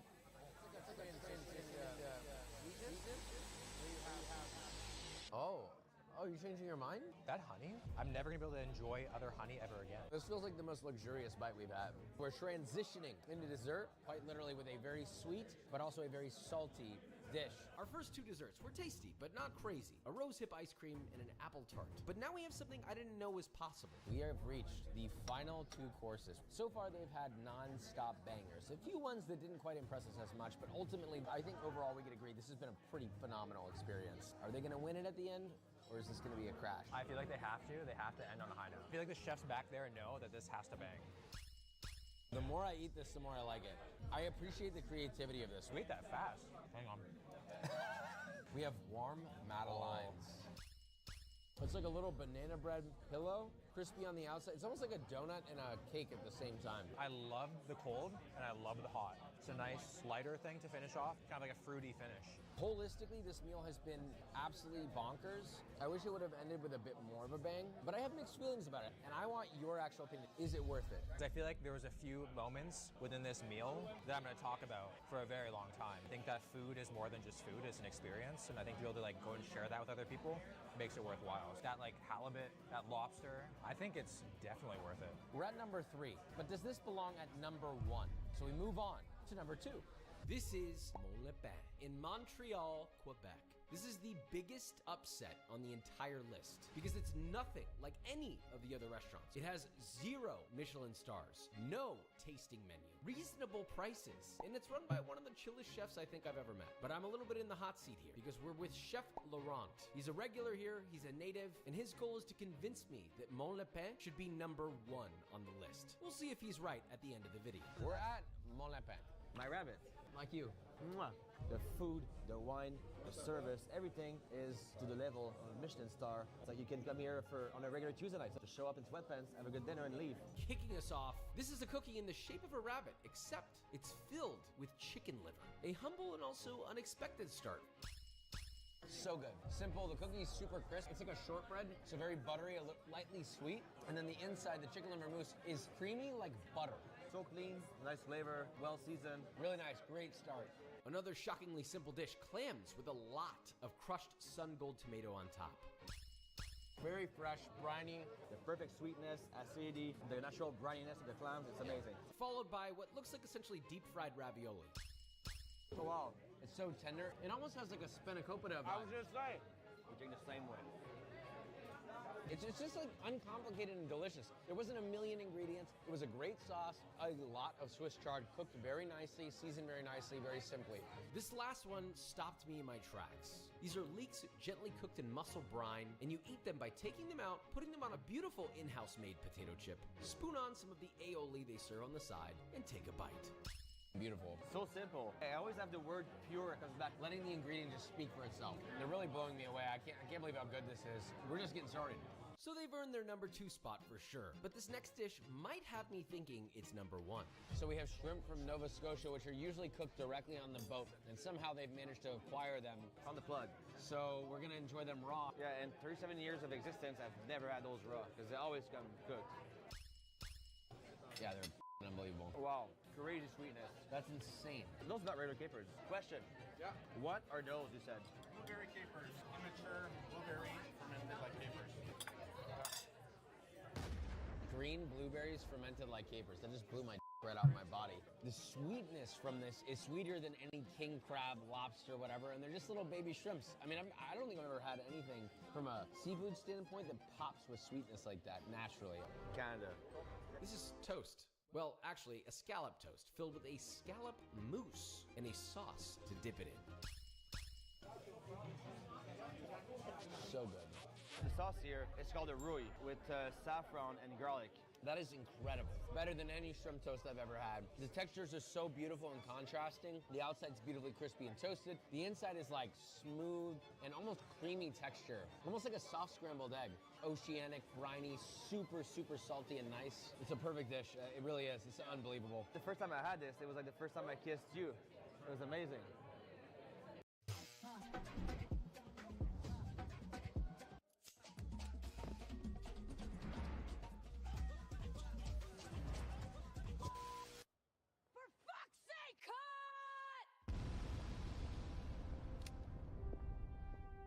This is the first true AI production platform.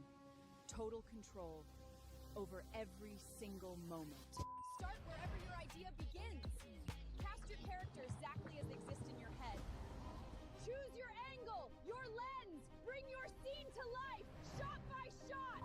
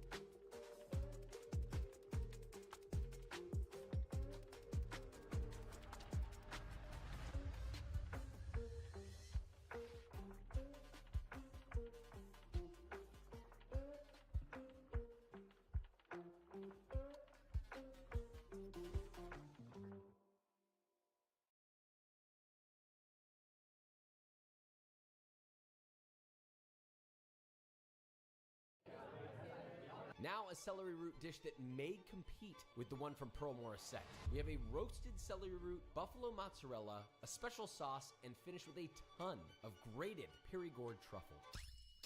Wow. If I smell it, I only get truffle. When you bite it, all you get is celery root. It's also so fresh. It's not too rich at all. All the flavors are there to like lift the celery. This is making me realize something. Tell me. I understand now why they are so high on the list. I'm realizing that every single thing here is so fresh and also like creatively hand-selected. They probably have a guy for celery root, a guy for asparagus, they have a guy for tomatoes, they have a guy for clams. They really take the time to curate different suppliers for every single ingredient. A lot of chefs don't think about that. It's kind of a lost art. Mon lapin, wow. fewer dishes, and they're matching punch for punch. And apparently it's my birthday. By the way, it's not. Happy birthday, Joshi! He's 25 years old today. Just aged very badly, that's all. Yeah. Worked in the restaurant industry. Yeah. This is the most random thing you can imagine. A buckwheat cake is something I've ever even heard of. And every time I come here, I get it because it's very good. Wow, yeah. Oh my God. Right? That's so good. Like, the little crispy twirl makes the cake. Dense and like whole grain, but in a nice way. Yeah. Super lightly sweetened. And then that caramel, like super rich, super buttery, salty. That brings a lot of the sweetness. Textural wonderland. So this is the final dessert. The sorbet meets meringue, meets brown butter, meets berries. It doesn't look crazy. If they don't hit it with this, then it ruins the meal. Can these guys bring it home? That is a top 10 dessert of my life. I love this. That brown butter powder is genius. Because it brings dairy in without like overwhelming your palate with cream. Yeah. Instead, you get the best form of dairy, which is toasted milk solids. I'm shocked. Could this place be the best restaurant in North America? This is the best meal I've had on this list, and it is the best cooking I've had on this list by far. You can't be the best without having an ego about it. You can't.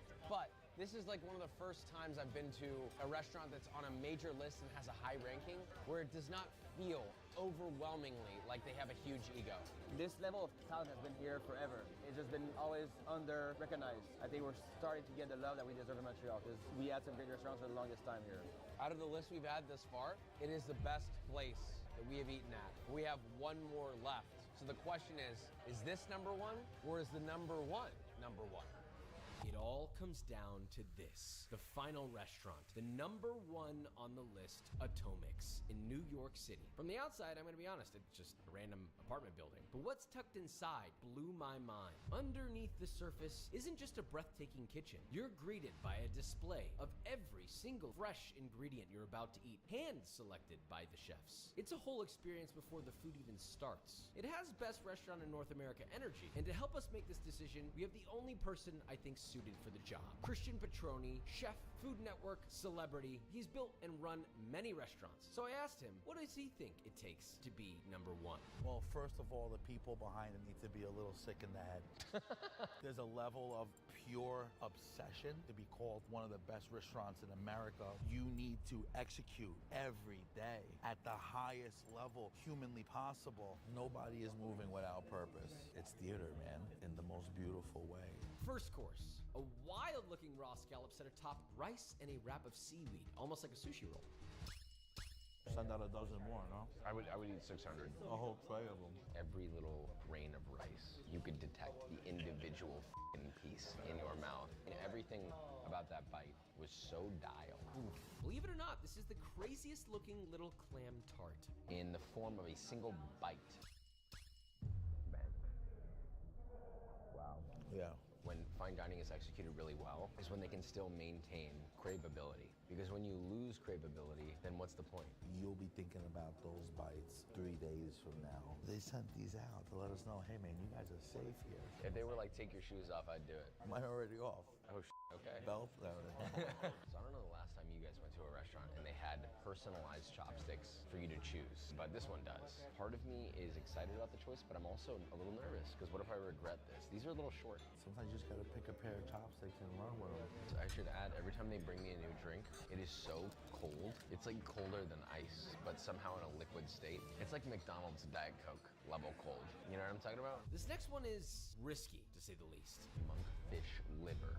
Now, this is a make or break dish. I've had monkfish liver 4 or 5 times, and there have been times where it has blown me away. Delicious. And then there have been other times where it was the polar opposite. It's like butter. Oh my God. Oh my God, that's so damn good. I'm kind of shocked. Out of the monkfish liver that I've had, this one's craveable. I was gonna say make or break. So far, it's a make. Underneath that giant dollop of caviar are shreds of kohlrabi, which is kind of like a radish. Underneath that is hot crab, all sitting in a rich cream sauce.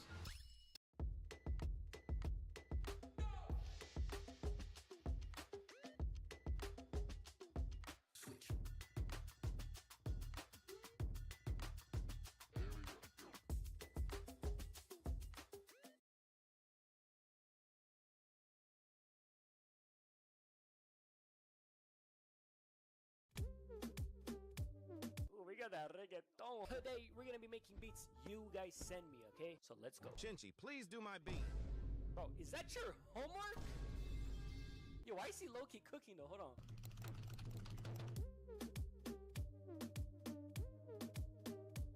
Ooh, we got that reggaeton. Hold on, John. Let me help. I want some background vocals. Ooh!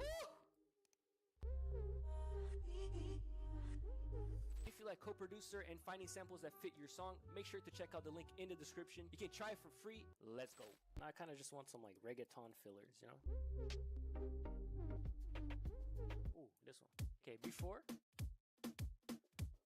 After.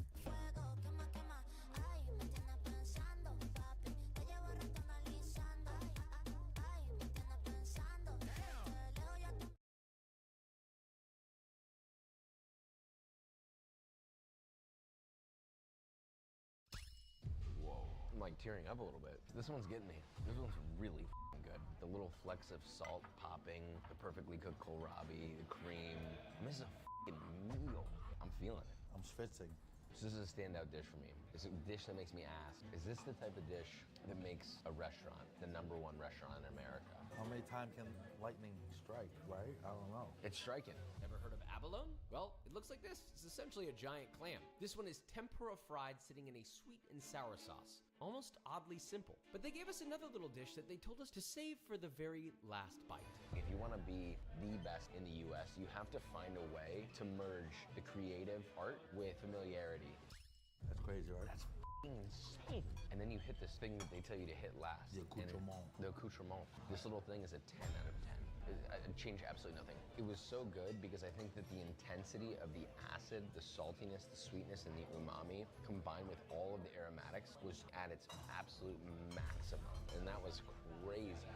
Now they're hitting me in my soul. Lobster glazed in one of my favorite ingredients ever, gochujang. And on the side, a perfectly cooked rice rolled in tofu skin.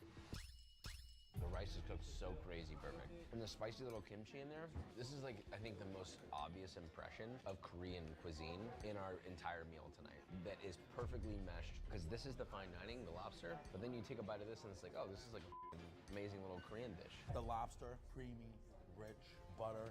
We're in France, but then you put it up against this Korean style rice. One of the things I'm starting to realize here, they're telling a story about Korean culture with every single dish. What drives me to cook food, I'm constantly trying to get people to see food through the lens that I see it, to enjoy it as much as I do.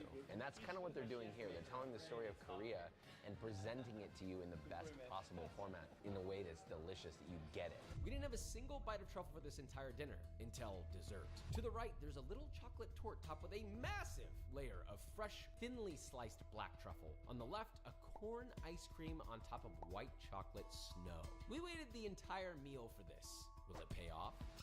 The texture of the cake is like decadent and thick. It's like a black truffle brownie with corn ice cream is what it tastes like to me. And I'm here for... I love what the truffle adds, like a little bit of a subtle, earthy funk, but leaves almost like a earthy mocha kind of tone to the chocolate. Having that sort of hint of like, let's be honest, dirt, right? Yeah. Is beautiful against like what I see as a very sort of nostalgic style of dessert. Guys, a hilariously understandable ending to a meal that closes out possibly one of the craziest dining experiences. We've flown all across North America, the top 5 restaurants. And the question that we need to answer here is, do they deserve their spots? After 100 courses, 5 major cities, here's what I really think. The ranking did not matter at all, actually. It's so incredibly difficult to even get on a list like this as a restaurant. It's just giving you an idea of the type of caliber of a restaurant you're gonna be walking into. They all felt like #1 in their own way because they were all completely different. Each restaurant could be #1 on a different day to a different person, just depending on how the restaurant's night went or how that person's night went. So just pick something, go, and have a good time. Love ya, subscribe. See ya. What the fuck? What the fuck? What? He rage baited.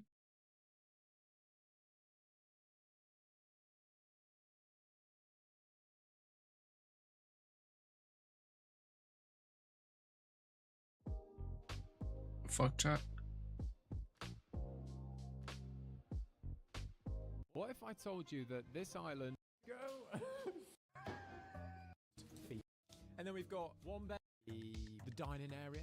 That's where Adrian and co have been cooking up an absolute storm this evening. Really nice. Great selection of snacks as well. And then we've got the 4 different cabins here. Just down the way is the really special luxury room. This is the most luxury room in the whole Cave Hotel. Oh my gosh. This is like booked up until this time next year. Toilets are down there. This is the staff cabin room. That's where they sleep. And then, come on, I'll take you up to our room. So we're room number 2. And this is what the rooms look like. Yo! This is actually so cozy. Okay, first thing I noticed, the light switch is a really aesthetically pleasing light switch. Yep, absolutely love it. And then we've got one bed. We've got a heater. Is that a heater, do you think? We've got a heater under the bed. Real nice. Let's give the beds a feel. This is cozy. Really, really good. We've got these nice little coat hooks made of carabiners. Very nice. There's not much else to say, really. It's simple. Good light switch. Morning. Absolutely fantastic night's sleep in the world's deepest hotel. The name Deep Sleep is not just because it's deep. I had a great night's sleep. It's funny, you'd expect it to be like... And we're going to give the Cave Hotel an because it's got a walrus room. You're going to be staying in an actual exhibit. Or maybe it just means we become the exhibit for the animals in a reverse zoo. Who knows? The next activity we're doing is a skywalk. Let's go. Come on, this is going to be crazy. It was things like the skywalk that really set this zoo apart from anything like I've ever been to before. It was so cool. The underwater room is not the only room that the zoo does like this, which is a bit like a double-decker kind of room. In this one, you get to see pig hippos. And then they also offer these, which is like these canopy rooms. There's also underwater walrus room. These birds must have come from Australia. Really? I don't know. Just because they're upside down. We'd built up an appetite from all the walking around, so we then went for dinner. The meals were all included in the price, and it was just like a buffet style thing. It was all right, nothing to write home about, but say we're in a zoo, any meal would do me. It's a restful combination of food here down at the zoo restaurant. Prawns, chicken tenders, noodles and soup. Maybe I'm just pushing the boundaries of food. Go big or go home, they say. I took a big gamble here. It looked really good, so I just got 2 of the same thing. It is very good. All right, guys, we've made it to the room. Let's go on a room tour. Hey, yo, MTV Cribs, welcome to the Shark Hotel. So this is the entrance area. You just hang up your coat here. It's pretty much like any other hotel room. Jazzy toilet. Check out that lighting. This is also the bathroom. This room is like so luxurious. The stone is really, really nice. It's just like so spacious. And you get bed number 1. And then bed number 2 and 3. This is a painting in the room. This is potentially what the sharks will look like. I don't know, because we've not seen them yet. In the room, you get a coffee machine, a kettle, and a fridge. And behind the beds is the shark tank. Look at this. We're literally like underwater in this room. And you get complimentary biscuits. Come on, that's what we've all come here for. Since getting to the room, I've just spent most of our time just sat looking at the views. Yet to see any sharks though in the shark room. Unless these are really, really small sharks. I don't think they are. But that's not to say there isn't any. You could also press a button to lower the blinds and even change the lighting to enter shark viewing mode. No way, look! It's a shark! A real shark! I promise. You can't really tell from that, but that was a real shark in the room! Literally from our bedroom. It was such a weird experience being laid down, looking up at sharks circling above me. Not something I thought I'd experience in my life. And even just seeing all the fish around out of the window of the tank was just so cool in itself. The sharks were black-tip reef sharks as well, so not like great whites. They weren't going to come and eat us in our sleep, but still pretty scary stuff. All right, guys, the zoo is now closed off for public access, which means we now have exclusive access to the whole zoo. This is one of the busiest parts of the whole zoo, and I cannot see a single person here. Yes, a lot of the animals will be asleep, but maybe some of the animals will be more social at this hour because they won't be as scared of people. I don't know. That's what I'm thinking. Let's go and find out. This feels so wrong. Like, just look at all this. Completely. I mean, it's a zoo. It's a zoo. These are all like Japanese birds and stuff in here. There's literally just no one. Whole zoo to ourselves. Look at this thing! Can I get an interview for my video, please? Yes. What's it like being a turtle? Good? Great. How old are you? No way. 63? You don't look a day over 20. He just landed on top of his mate. He's literally just landed on his mate. We're gonna have to blur this out. Don't show this, don't show this. Age-restricted content. What happens if a deadly animal escapes and just starts attacking you? Who's gonna help you? Not the pandas. If I was an animal, I'd definitely be a giraffe. My posture resembles that of a giraffe. Right, I actually think an animal has escaped onto the trains or something. They're like extensively searching all the trains, unless someone's stealth camping on one. After a great time exploring the zoo after dark, we headed back to the room to see if we could spot some late night sharks. I thought maybe they'd be more prone to come out at night when there was like less people about. I don't know. What a day it's been here at the zoo and in the shark room. I cannot believe we're sleeping next to a fish tank. This is insane. There is sharks, but they're towards the surface. There's been lots of manta rays, stingrays even, and loads of cool fish. I just think it's the most bizarre thing that I'm literally laying next to all these fish. Like all of the hotels I'm staying at in this video, they are more than just a room. They're an experience, and this one is no different. I'll see you in the morning. You, just you, building your app on Base 44. Good night. To start the morning off, I went for a run around the zoo before it opened to the public.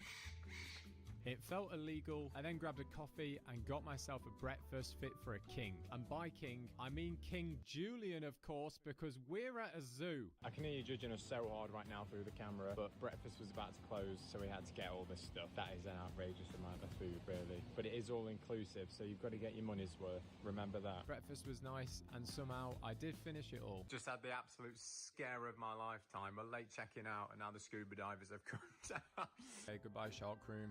What an amazing place. It could be a TV. That all could be AI. Don't know what to believe these days, do you? Can I get a table for two, please? It's closed. So for lunch we were meant to be eating at an underwater restaurant, but it was closed by the time we arrived. But look how cool this place is. Just imagine if we ate here instead of sitting outside with a bottle of water, a bag of crisps, and an ice cream. Just imagine. Our stay at the Piari Dazi Zoo is over. As far as the actual room itself goes, it's definitely the most luxurious we've done in this video. It was just generally really high quality, and having the massive shark tank next to us was absolutely spectacular. And then I guess the rest of the place is just a zoo, but it's more than just a zoo. This is Europe's best zoo, and it really showed with everything we'd seen here at the stay. And as far as an experience goes, it was really, really good. It's time to give it an impossibleness score. On a score of 1 to 5, I am giving this an impossibleness rating of 3. What are you giving it? 2.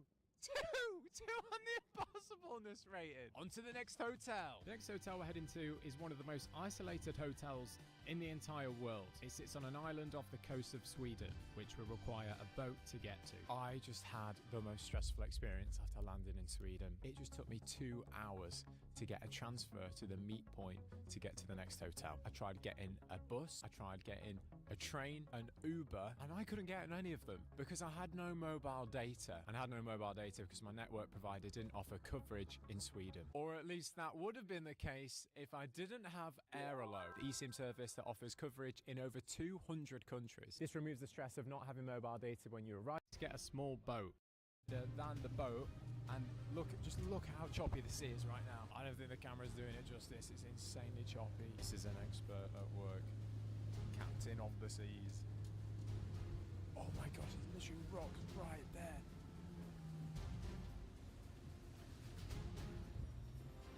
Nice! Wow. After surviving some of the deadliest seas in Sweden, I went for one of the nicest lunches of my entire life. It was so good. I was the only guest on the entire island at this point, but I thought there would be other guests arriving in the evening. That was until I had a conversation with one of the staff members. So this weekend, there was meant to be a group of 3 rooms, so like 6 people. I mean, there's only 9 rooms on the whole place, but they were supposed to be coming across this morning with me. However, last minute, they cancelled, which means I am the only guest on this entire island. There is, I think, 5, maybe even 6 staff members here just for me. No, there is some other people coming tonight. I think there's like 3 other people coming tonight, so I won't be the only people here. But either way, I'm extremely, extremely lucky to basically have this hotel to myself. I mean, talk about the world's loneliest hotel. So given that I'm the only person staying at this absolutely spectacular hotel, I best go and make the most of this once-in-a-lifetime experience of having an entire hotel to myself. We have made it to the Lighthouse Island. Now we've made it to the island though, let's take you on a tour.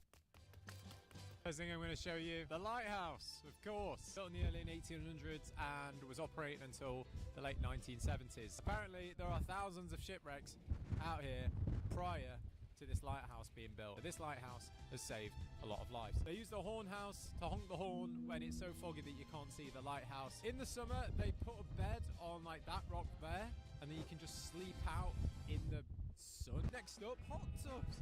There's 2 hot tubs. So the hot tub is actually seawater.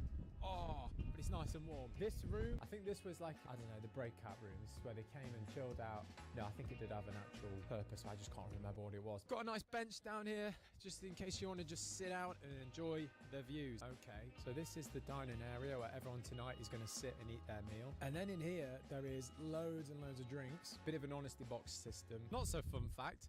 Last weekend, they had a storm here, and it was that stormy that it blew off some of the roof tiles. This is the art hall. I think it's kind of what it just says on the tin. And then this is flipping sick. Oh, the sauna's on. Sauna with a view. This is outside the room. Nice little chilling area with the fancy coffee machine with the nice buttons. Let's go. Check this out.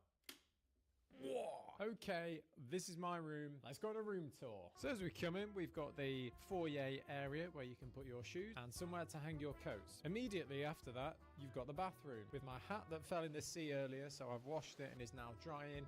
A mirror, shower.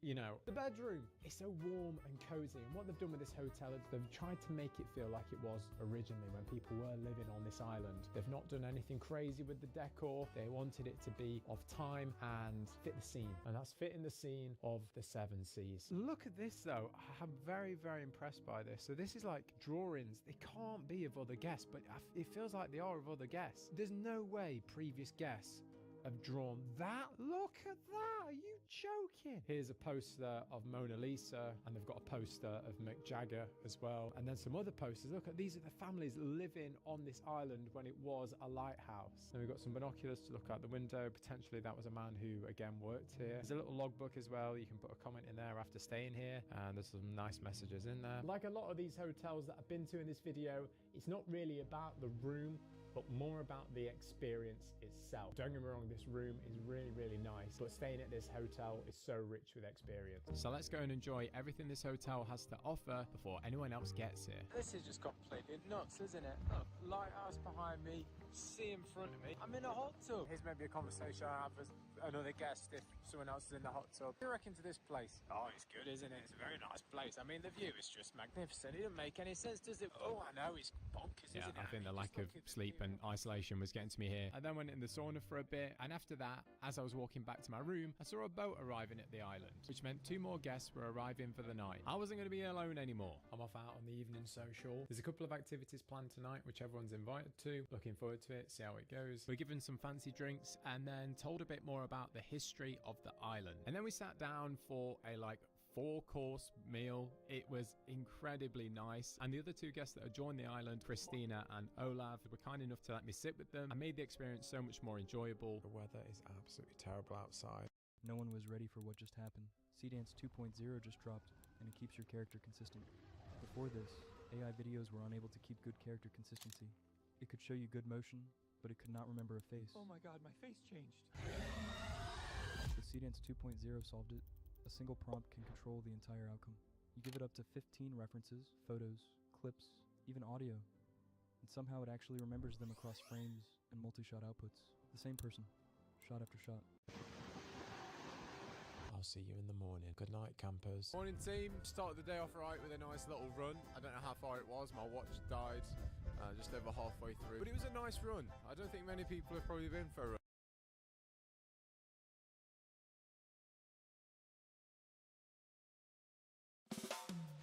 What the fuck? There's no way. St. Vincent, guys. We've taken the Pheno hunt deep into the Caribbean this time.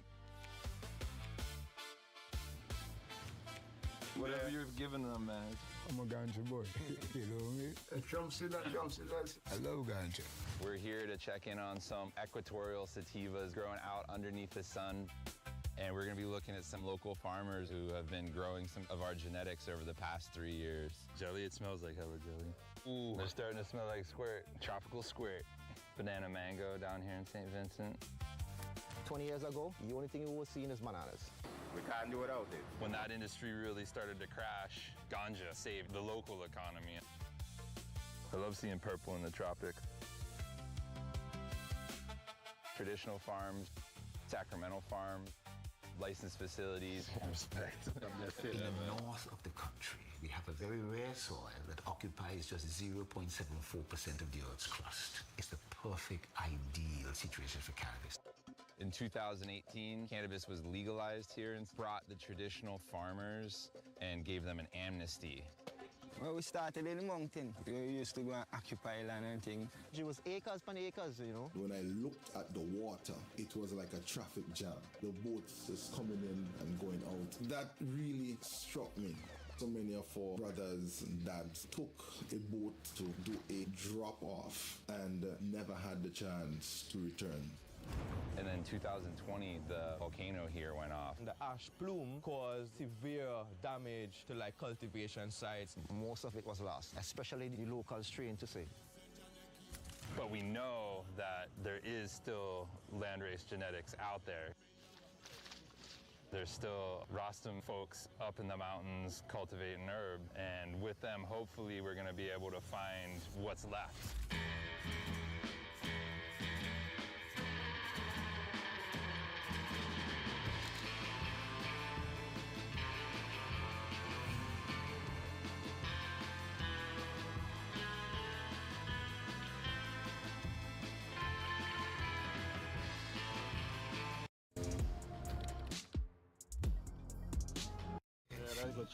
And it did put a smile on a lot of people's faces. That's it, man. How you doing? Respect.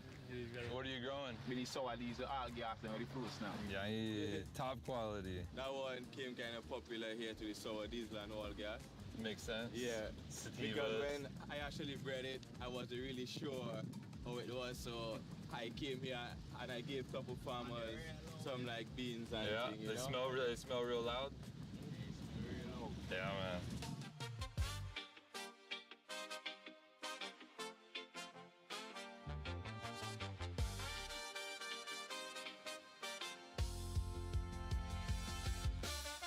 We just landed on the beach here and taking a little smoke break.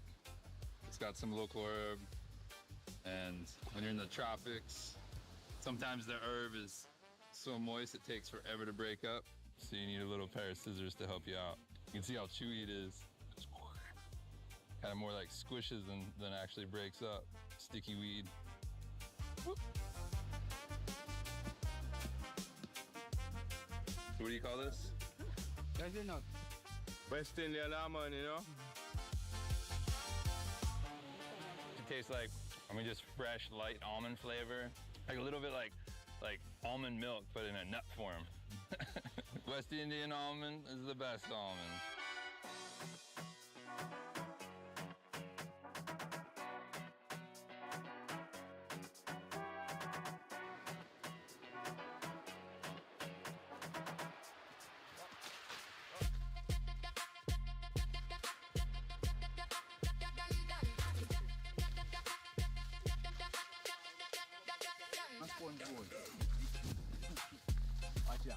So I have no idea where we're going. We're walking deep in the jungle now in St. Vincent.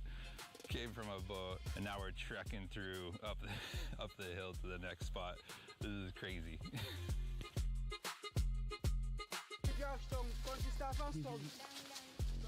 Yeah.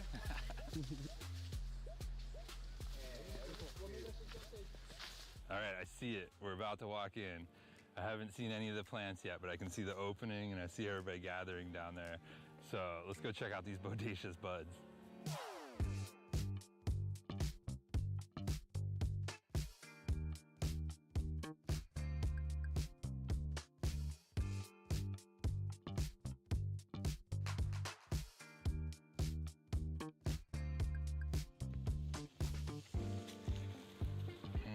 Man, this is a dream come true. Damn.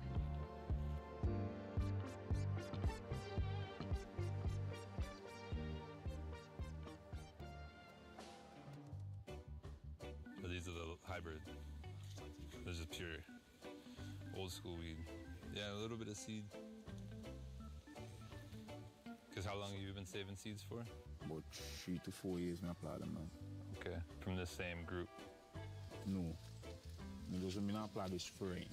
Oh, okay. You may change them here for the cover now. Planting different. Cool, so you're out here breeding just like we are in California. Yeah, well, something like that. Just using the local genetics mixed in with whatever flavor of the day comes through, whatever hype is out there. Respect. That's cool, man. One little baby seed. Could be the original lamb's bread genetic. These like green pine nuts. So walking through the field, we just found a really good example of a phenotypic difference in septoria resistance, which is a major concern down in the Caribbean. Like the sativa, almost no septoria at all, higher up on the plant, and then this more indica dominant pheno with the wider leaves it's suffering from septoria hard. It actually might not make it the whole way through flower.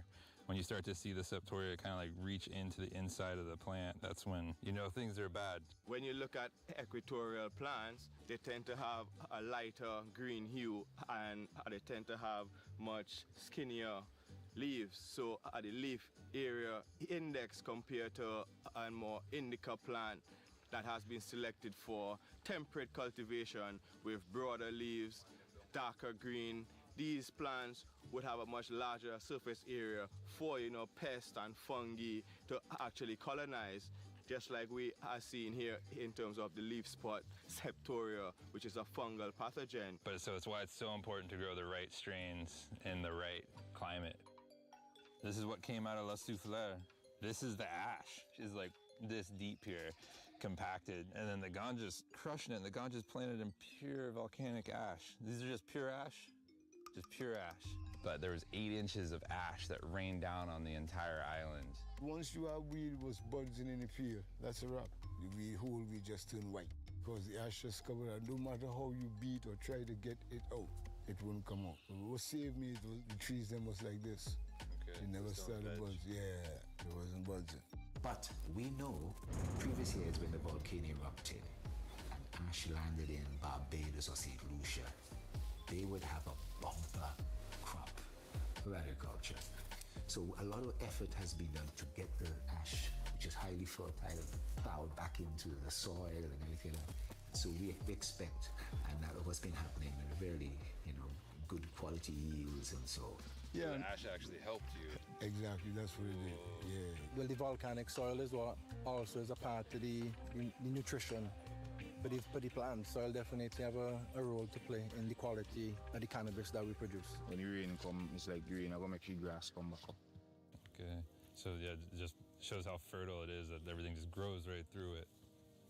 Wild. Nature really knows how to take care of itself, huh? It's the cycle of life. He's gonna kill the male. All my days. Some hermaphrodism.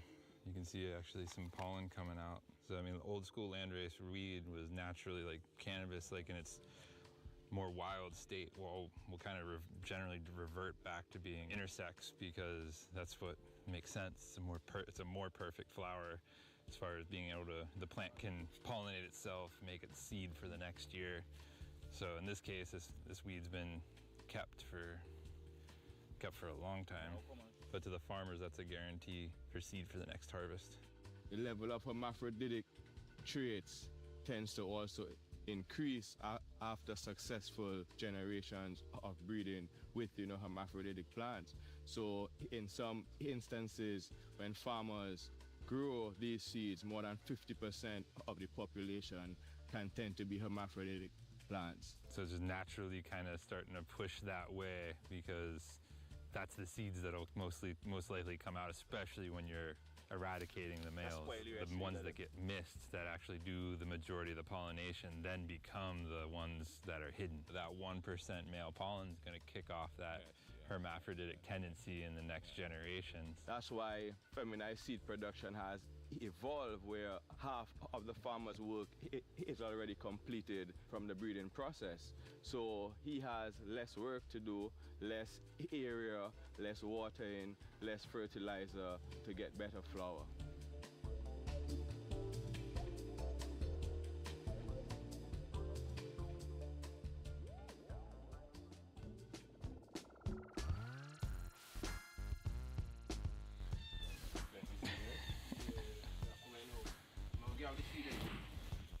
So this is local, this is traditional? Yeah. So this could be some like old school Santa Marta Gold, could be some Punta Roja, some old school Colombian. Yeah. So the seeds come from the crop before? Most fellas, that how them just plant, like them go, when them cut the seeds, them will them get them go come and plant back the seeds. Keep planting back the seeds, keep planting back the seeds. Do you have a name for this strain? Local weed. It's that old school sativa. It's like that espresso weed is what I call it. Straight up, smoking. So we're actually finding it. We're finding some local Vinci old school weed. Like this could be related to Punta Roja. This could be related to Santa Marta Gold. You can see sativa dominant bud characteristics. Looks like it's actually pretty finished. I'm seeing a lot of milky trichromes, a lot of some amber stuff. Just always surprising. You never, with sativas, you never see a finished sativa in the United States. So like this being a finished sativa, whew. And then this more like traditional looking pheno, still frosty. It's like every calyx is coated. So the first time I ever met Michel, he showed me this thing that he had created. Because this is an invention onto you, man. Right. So, do you have a name for it? Try it, Mike. You can see the sativa genes in it based on number of systolic trichomes compared to the stalk bulbous trichomes. That's like an equatorial trait for like sativas. Good, but it looks good. All right, so let's test some of this. Yeah, test one of these nice chunky ones. Want a little bit more than that.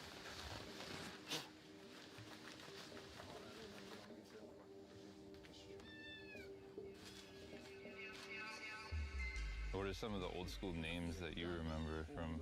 Skunks weed, Yeah, these skunks been coming after. Rusty. Yeah. Like we run the market after a time. Doc, how do you think it's gonna test? Just got the results. Oh, snap. Had the full sample tested and like it's 17.61% THC, So that's what's the moisture? The moisture content is 14. 14.03. So you could subtract 4 from the moisture and add that to the THC. And you would definitely to get a moisture calibration. So you'd technically be, if you got it drier, you could have it up to 21% THC. Surprisingly, the terpenes is like 1.1%, for total terpenes, and that's quite impressive for this type of post-harvest based on hot drying and the integrity of the actual trichomes are still being maintained.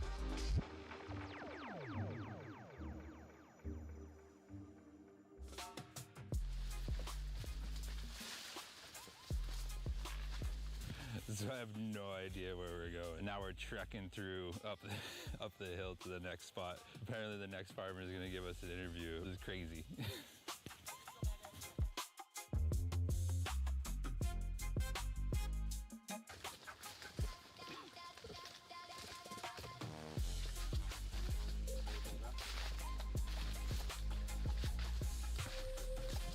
Yeah, see that?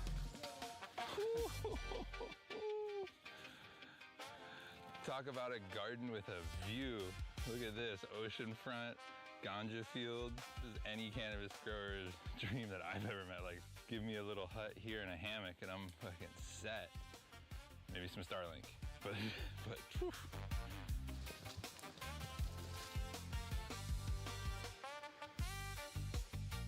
Everybody argues over the term OG.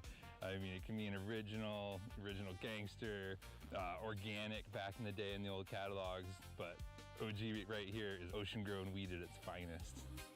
Spicy notes, like green mango skin, And the bud structure don't look bad at all from this. The bigger the plant, bigger, And the septoria is not taken over. And look. For me? Red hairs. Right, yeah. Dark red hairs. Definitely a hybrid, but it's got that dark red hair, old school look that we're going for. Closer to the source. Yeah, man, finished, man. Kennick pointed this one out. There's a handful of seeds in here. The plant's doing really, really good compared to its peers. So definitely take her back and study here at the university. Oh yeah, man, thanks. Got our fancy sample collection bags here, provided by the Life Sciences Cannabis Research Group, sponsoring part of our trip. These bags are nice, man. Do you print these in Jamaica or in the States? Put out China. So, you know, collecting, taking notes based on the type of phenotypes, looking at the size of trichomes, density of trichome, trying to get appreciation for the terpene profile, particularly that like Vinci terp that has a distinct sort of like a black pepper sort of spicy kind of mix with a little like fruity terps like mango. Yeah, this one interesting for sure. Yeah. There are some fertilized seeds in here that we'll be bringing back to the lab. Looking forward to taking them a step further. Yeah. Is there babies in there now? Can we look or no? So this is a traditional St. Vincent style nursery. So they put the white cloth down to keep the keep the birds out so they don't eat them. And you can see everything's just germinating right here on the ground. So they'll go from this and then they'll be transplanted out into the field. It shows how simple it really can be. Like, you don't need lights, you don't need a ton of infrastructure, you don't even need pots. All you need is healthy soil and a little bit of local knowledge as far as just putting the white over, keep them cool, keep the birds off of them. Growing weed can be easy. Anybody can do it. It's great. The rusty Vinci terps. This one have terpinolene dominant in this. This one smells nice, bro. Yeah, but the structure of it's pretty tight for a sativa. It's choke loaded with seeds. Yeah. A sativa that has like all the internodal spacing is click, click, click, click, click, like tight. It looks almost like a train wreck. And it's frosty as fuck. Caribbean sativas. We found it. This is massive, because I can reach 8 feet. Everybody was talking about how the old school genetics were lost, how 90% of them had been wiped out by the volcano. But is this the original lamb's bread right here? This is some old school landrace sativa right here. So could be the bloodline of the Punta Roja, the Santa Marta Gold, and it was definitely referred to as lamb's bread earlier. So, and the terps on her, she's early in flower, but the terps are coming out like kind of like an old, like a train wreck haze, terpinolene, a little bit of pinene. Like, it's definitely 100% old school.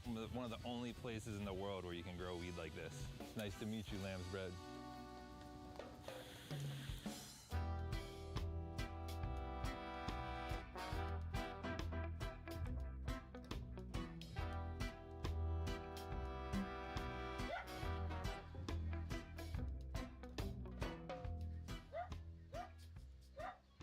That actually define out there. But that's just a piece of cake. How long have you been a farmer then? I could say about 12 to 20 years in the business. That's since the government come from a big bush. We come and set up here. And how have you seen things progress? Well, I could say things are good for them. Once you got eat, things good. You know what? Yeah, that's a lot of blessing. We had a fee structure to obtain a license here in St. Vincent Grenadines for any type of investor. Well, we didn't process got any license, we didn't actually get it as yet. So this is like the path to getting legal. Yeah. We don't understand when pay money and buy license really come together as yet. Okay. So this is like the transition period.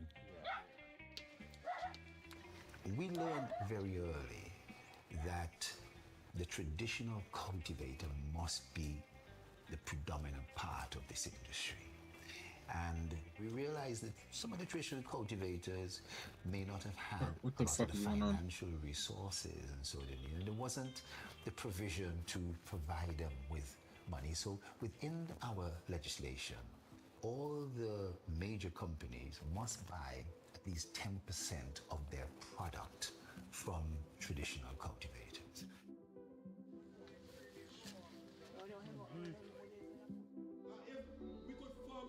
Into associations, into cooperatives. Traditional cultivator, it won't be the same in all countries, but in St. Vincent, it refer to those who would have been involved in the production, in the trafficking, even the boatmen who took it from country to country. He is regarded as a traditional cultivator. in that area that I was when I was a child, when I say like, it was like a busy highway on the water. We have identified close to 100 acres of land, and we are going to place at the disposal of the traditional cultivators a sum of money so that they can establish a system production platform for alternative sustainable livelihoods. Despite the risk that was involved and still is involved in like loss in loved ones at sea, when come to if you are unemployed, if you're in poverty, risk don't stop you. You have to feed the children.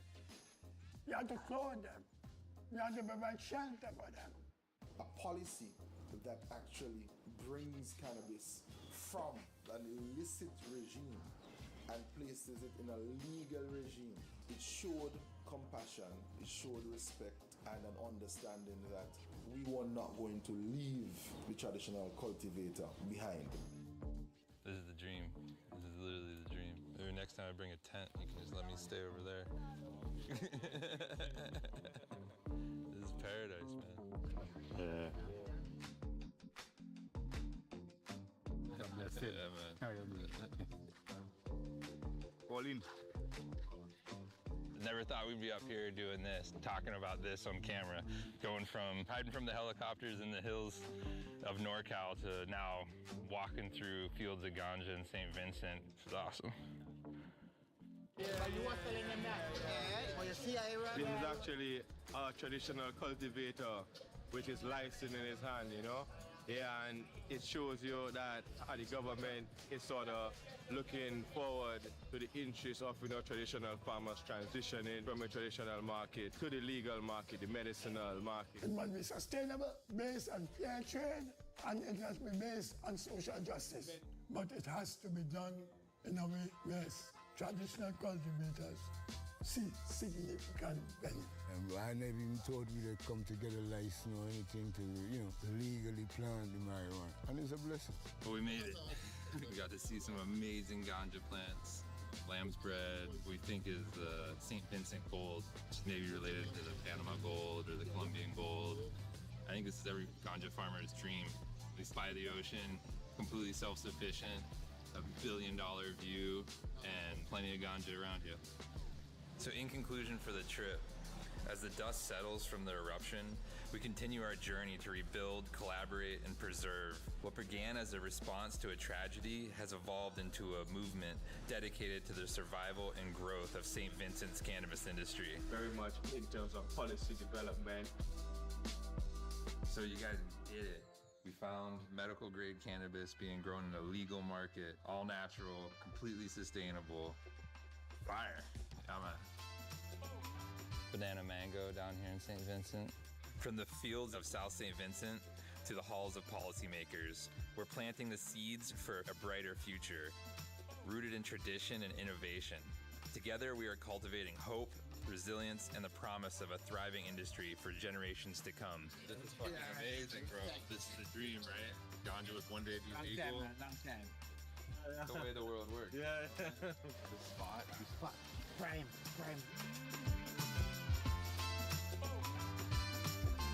Holy shit, all right. Weed doesn't want to be male and female. It wants to be both. I mean, wouldn't you want to be both? Save and test a little sample of this. Bird, you know what this is? It's like bird shit it look like. True organic and foliated by the sky. It's called the lamb's bread. I swallowed a ganja seed I was chewing on. Good weed grown right in the ground. Street, this is outdoor for real. Finally, the plant set free. Too long in Babylon. Yeah, man. Respect, man.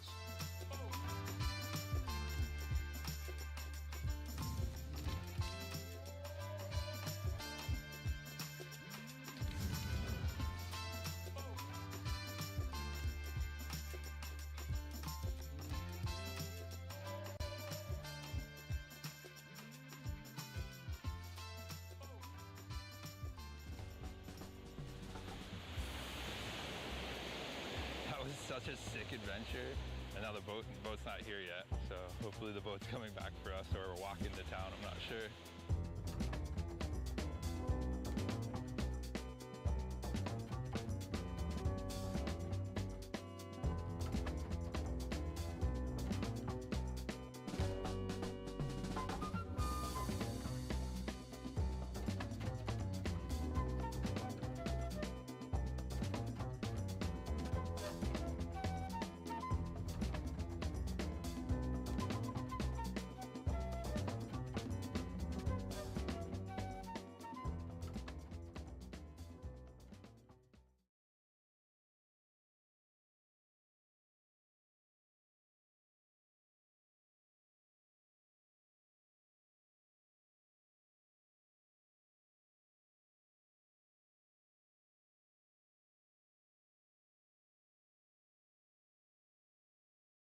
What the fuck, chat?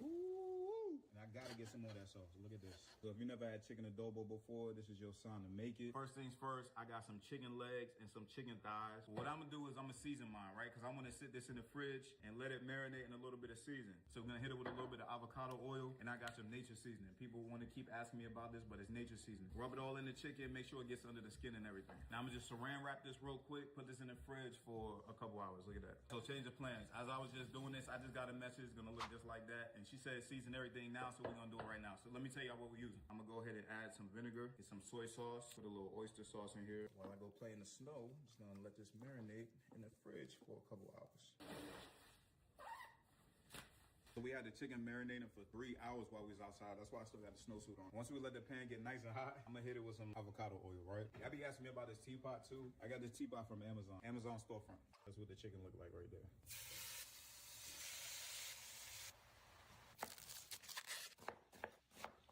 Got a bowl of garlic with a few cloves on it. Get all the cloves out. So what we're trying to do is execute some really good color before we turn them over. That's exactly what you want right there.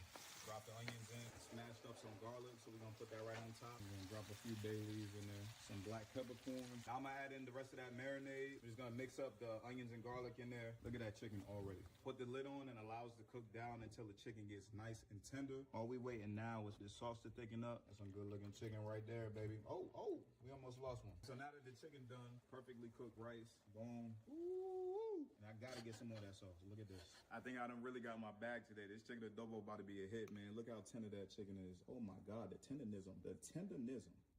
Hold on. Hey Bella, I think I did it. I done did it. Nice get warm meal right here.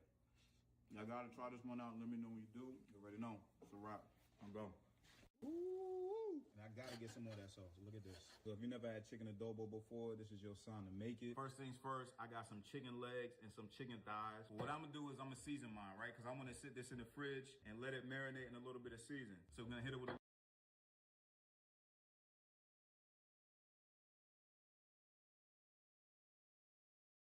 My life is fantastic now. I've become more patient, less angry, way more mature.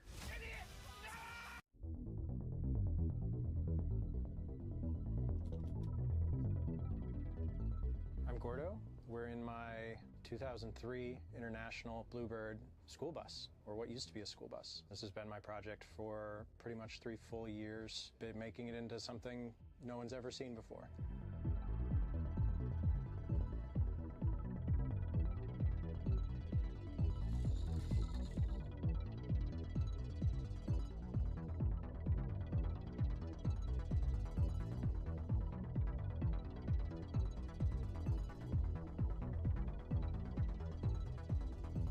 The pillars of this build are flexibility. It's not like a tiny home exactly. It's not like a lot of other conversions out there. It's more optimized for going out on the road on adventure type use and going out and doing weird big projects. It's built to sort of be a truck when I need a truck. It's built to be a camper when I need a camper. It's built to be able to live out of on the road for as long as I might need to, but not as a full-time living situation. I had to sort of do some mental gymnastics, like to make it make sense for me financially. And one of the ways that I did that was to make it as flexible as I could possibly make it and as useful for as many different things as I could possibly make it. But also it's been a lot of fun to have sort of this creative project to just be fully my own. Utilitarian spaceship type vibe that I've been embodying.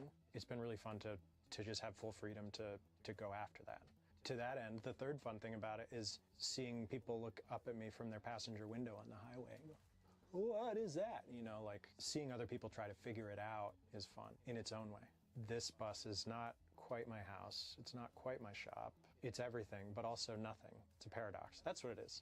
What is this? I'm going to tell the next person who asks. What is this? It's a paradox. Thank you for asking. The original location of the fuel tank on this bus was in the middle of the frame behind the rear axle, and in order to fill it up, it had a tube that came like way up to this level.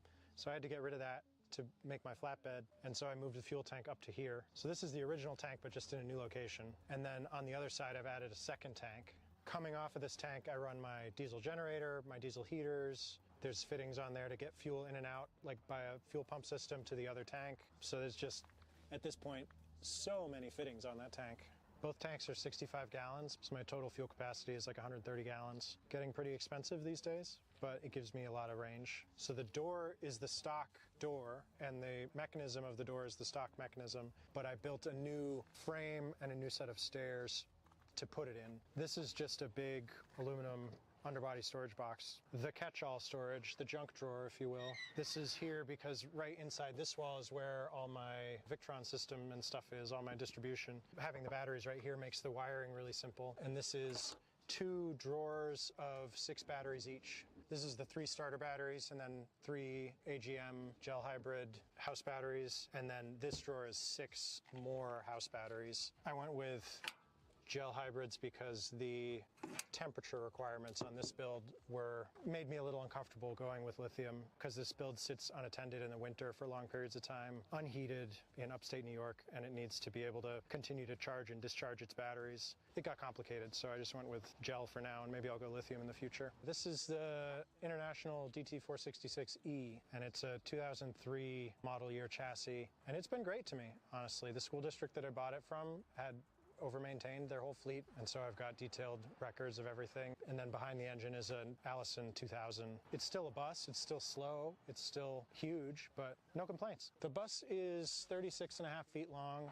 Everyone assumes that I added all of that flatbed on there, but the bus was almost that full length just as a bus body, and I just cut most of it off. This is my shore power hookup. It's just a 15 amp plug. Haven't really needed to worry about having more capacity than that. I have so many other options.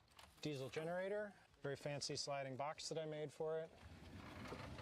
5 kilowatt Cummins QD generator. I got this generator off eBay, and the generator was like $1,800, I want to say. It was more than that after I shipped it, almost an even $2,000. Because of the ways I use this bus and the types of equipment I want to be able to run off of it, having a source of power that's not reliant on the sun and can just like provide a full 5 kilowatts at the flip of a switch is pretty important to me anyways, to be able to run like a welder and a bunch of power tools or an air compressor and things like that. And it was certainly a lot cheaper than putting a full roof of solar and a full huge bank of lithium batteries only to solve the problem of how do I run my welder. Every so often I have an issue with a diesel heater where like one of them loses their prime, or like they get an air bubble in the fuel or something like that. I finally got sick of like crawling under the bus to fix a leak or purge a line or whatever in the middle of the winter. So I moved everything out here to this box. This is a little priming pump.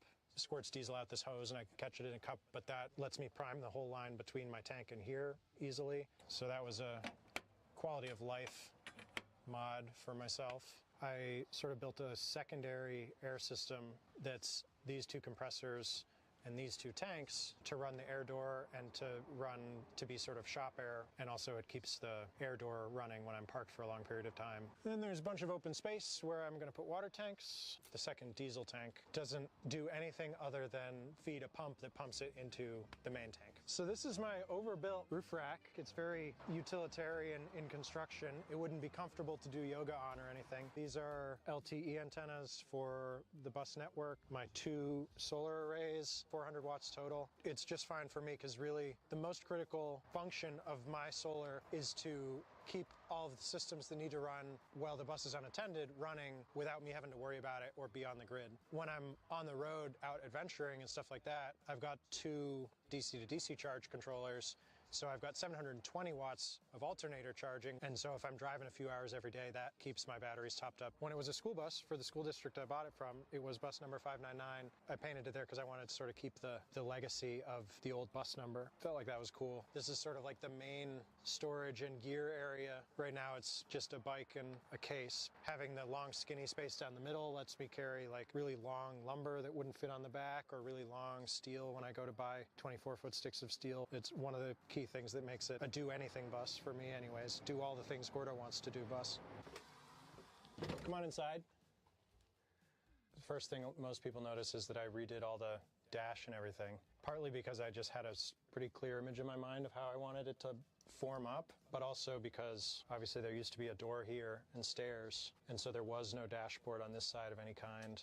These seats came out of Toyota Siennas minivans, out of a junkyard, several junkyards really. I put them all on swivels so that when there's 4 people in here, you can face together, and at some point I'll build a table that goes in between them. So the overhead stuff is all electrical and systems devoted from pretty much this line forward. On this side, this is all my AC and DC distribution. There's 3 places that AC power can come from on board. There's the generator, the shore power hookup, and the inverter. The center area is all sort of like the smarts of the system. My Victron color control is up here. Then that's tied into a software system of my own design that runs on a ARM computer that's buried in here that powers the 2 touch screens. Most of the time they're just showing sort of a status output, but I can also like control the lights from up there, and all the lights are run off of a bank of bistable relays. And then this same signal that these switches send can also be sent from like my phone or from the touchscreens or whatever else. Tie everything together because I'm an integration nerd. This is the control panel for my generator, my 2 afterburners for my 2 Chinese diesel heaters. The afterburner is like a aftermarket controller that replaces the little LCD screen controller that comes with your diesel heater, and those let me tie the diesel heaters in again to this same integration system. You know, in the winter if I'm not at the bus but I'm going to go to the bus an hour from now, I can turn the heaters on ahead of time before I get there, stuff like that. Like in this cabinet I have lights, and there's a bunch of the guts of some of that system. This panel is just a bunch of ports for plugging in to all the stuff that's buried back there. So if I want to like plug in a cable to get on that network and like do some debugging or whatever, I've got my utility light so I can see if anything's on fire. These are my battery cutoffs. So these are a Blue Sea Systems product where the battery safety cutoff is a solenoid remotely and you control it from here. So you can hear it go ka-chunk. These are the switches for my 2 DC to DC charge controllers. I have 2 Victron Orions TR Smart 12 to 12, and then these are the breakers for my solar arrays. So down here is the back end of my power system, just my inverter, my 2 DC to DC charge controllers that come off my engine system and my alternator, and then even further down I have 2 solar charge controllers. These are actually RV windows, like frameless RV windows. They just have an exterior panel of glass and no frame, so it's really hard for water to creep under them. So I made an aluminum like transition between the curved roof and a flat surface, and then just put those frameless windows in there. The natural light in here is great, but also the presence that they have in terms of making it feel like you're in some kind of spaceship or sci-fi movie set is pretty fun too. There's little compartments the whole way along. One up here for the driver, cup holders and stuff. And then on this side I've got my little sort of workspace for when I'm on my own. Just throw a laptop down here and under cabinet lights on the bottom of these. And I used the original lenses from the ceiling, you know, when it was a school bus. So they have the Bluebird logo on them, which is kind of neat. Up here right now it's just my books and a bunch of junk. Under this Velcro panel is the wiring access to the roof. There's a bunch of wiring behind there, but then the wiring can jump from back there to this space hidden behind these boxes and either go further back in the bus or jump out and go to the roof for solar or antennas or whatever's up there. On this side, this is mostly... Picked a great main, but your voice doesn't quite match it? We have a fix. VoiceMod gives you over 150 lag-free, real-time voice changers and unlimited soundboards. Whether you want to speak with a realistic Battlefield radio voice or clear up your comms with What the Voice fuck, chat? Enhancer, our app works with any gamer app that supports voice chat. Parts and debugging stuff right now. My like laptop that I use to talk to all that stuff. And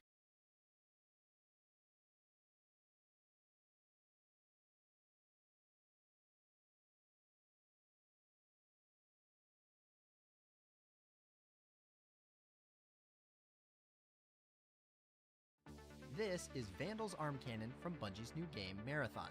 And for their recent commercial, I had to build this real working replica and operate it on set. What was the catch? I only had 18 days to build this whole project. As a kid who grew up playing video games, Bungie was responsible for a huge portion of my childhood since they made both the Halo and Destiny series, which means it is really important to me that I do not screw this up. So how do you build a commercial level special effect for a major gaming company? The first thing I'm doing is actually watching the trailers that are already out for this game because I want to see how this hand actually articulates in order to recreate it. And if we go through frame by frame, the first action is the forearm clamshell popping open, followed by the palm and fingers opening, and the main body of the barrel extending forwards. Next up are the two barrel accents that fold outwards, and last but not least, the secondary barrel extends forward to complete the animation. When played back in real time though, this entire sequence happens in just under half a second. What really makes this tricky is video game designers don't have to obey the laws of physics, and I unfortunately do, so there's gonna have to be some movements in this that I'm cheating because they aren't physically possible. In order to tackle this, I'm breaking up the design into two main components, the forearm clamshell mechanism and the internal barrel assembly. Now, Bungie did send over some of the game asset files to use as reference, but because they are mesh files, everything is hollow on the inside, which means I need to build out all the inner components from scratch. In order to make it actually pop open and closed, the secret ingredient I'm going to be using is a scissor lift. Not only do these provide a lot of lift in a very small package, but they're also more stable because the weight is evenly distributed across 4 different points. And unlike the digital version, the real arm has to be strong enough to support its own weight, which means regular servos simply won't cut it. What will do the job are these linear actuators, which are rated for a whopping 50 pounds of force. And since space and weight are at a premium with this build, I'm using the Carvera Air CNC machine to mill the actual scissor arms out of a single block of cast ABS plastic, making them much stronger than a 3D print. Once fully assembled with the linear actuators, these scissor lift mechanisms will sit in the middle of the forearm and connect to the outer shell, allowing it to pop open or closed. However, by this point, we have a bit of a problem. Out of the 5 different sequences that have to play out, we're only on the first one, and already almost all the available space inside the arm has been used up by just the scissor lift mechanisms. Now, Bungie was adamant that I cannot resize any of the game asset files to give myself more room, so I need to figure out a way to animate the remaining 4 actions, all with just a single motor, and I think this is where the first of our cheats is going to have to come into play. Because parts of the barrel clip through each other in the game, I had to redesign the entire assembly with some tweaks so the movements could actually work in the real world. And speaking of movement, to actuate all those parts, I'm once again turning to my old friend the rack and pinion gear, but this time with a bit of a twist. That's because these 2 barrels have to telescope into and out of each other using the same motor. So the trick is to make a rack and pinion sandwich by adding another gear to the top of the inner frame. Now the main barrel can pull itself forward at the same time it's extending the secondary barrel. This does introduce a bit of a problem though, because the secondary barrel runs out of track before the main barrel fully extends, causing the whole system to lock up prematurely. Once again, I'm gonna have to cheat here, so I made the endpoints spring-loaded. And if we slow the footage way down, you can see how it allows the motor to keep spinning after it reaches the end of the rack gear. Now it can fully extend both barrels, even though they travel different lengths. The next thing we have to tackle are the barrel accents, and for these, I broke up each side into multiple pieces so the secondary barrel could move in between them. To keep things fully mechanical, each piece has a small torsion spring that allows them to pop up and fold down as the barrel extends and retracts.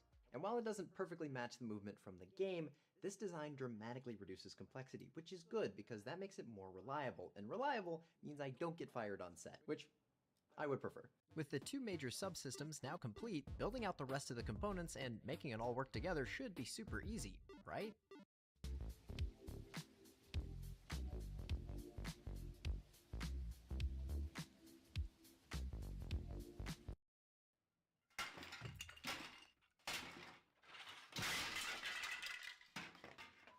I was now fully in the integration hell phase of this project. Time was running out with only 6 days left before everything had to ship out. All I did was eat, sleep, build, repeat. But there was one major component that I still hadn't figured out yet. I have not gotten a lot of sleep the past few days because I have been trying to get this wrist mechanism working, and of all the different parts that make up this arm, this stupid thing has by far been the most challenging. Each piece has to pivot in 2 different places and slide forwards to clear the top and bottom clamshells. However, the bigger problem is gravity. In the game, the wrist snaps back effortlessly. In reality, the minute the arms open, the palm and fingers become a massive cantilevered weight, causing them to droop and snag on the clamshells, My original approach was to spring load each piece so the main barrel could push the palm and fingers apart, but the springs simply weren't strong enough to prevent it from flopping around, which means I need to not only reduce the weight of the hand, but also increase the amount of tension in the wrist. And that's when I realized this problem had already been solved in nature. In a real arm, the dorsal carpal ligaments act as a tension strap, keeping your wrist stable under its own weight. And without any sort of ligaments in my design, it was never going to work. So I redesigned the wrist with some flexible TPU bands that mimic that same ligament structure. These provide constant tension on the palm and finger mounts, and at just 2 millimeters thick, these barely fit in what little space I had left. To help these new ligaments out, I reprinted the hand in a lightweight foaming TPU, which cut the total weight down by nearly half. With less weight and more tension, the wrist now stays in place when the arm is closed, while still being flexible enough for the barrel to push it open. Which means we now have each of the 5 actions complete. However, this could all be for nothing because we have a unique problem. Since this commercial is going to be filmed hidden camera style, it won't be professional actors handling this prop, it'll be random strangers, and they have no idea that this thing can't transform. So if they get startled and drop it, it can't break. Otherwise, the whole film shoot is over. So I have to make sure this thing can survive a 4-foot drop straight onto concrete. All right, I have the high-speed camera set up to capture the impact and all the different parts of the arm extended because I want to simulate the worst-case scenario on set where all the internal components are exposed. We just need to get this over with. So this is drop test in 3, God, I can't look. All right, 3, 2, 1, drop.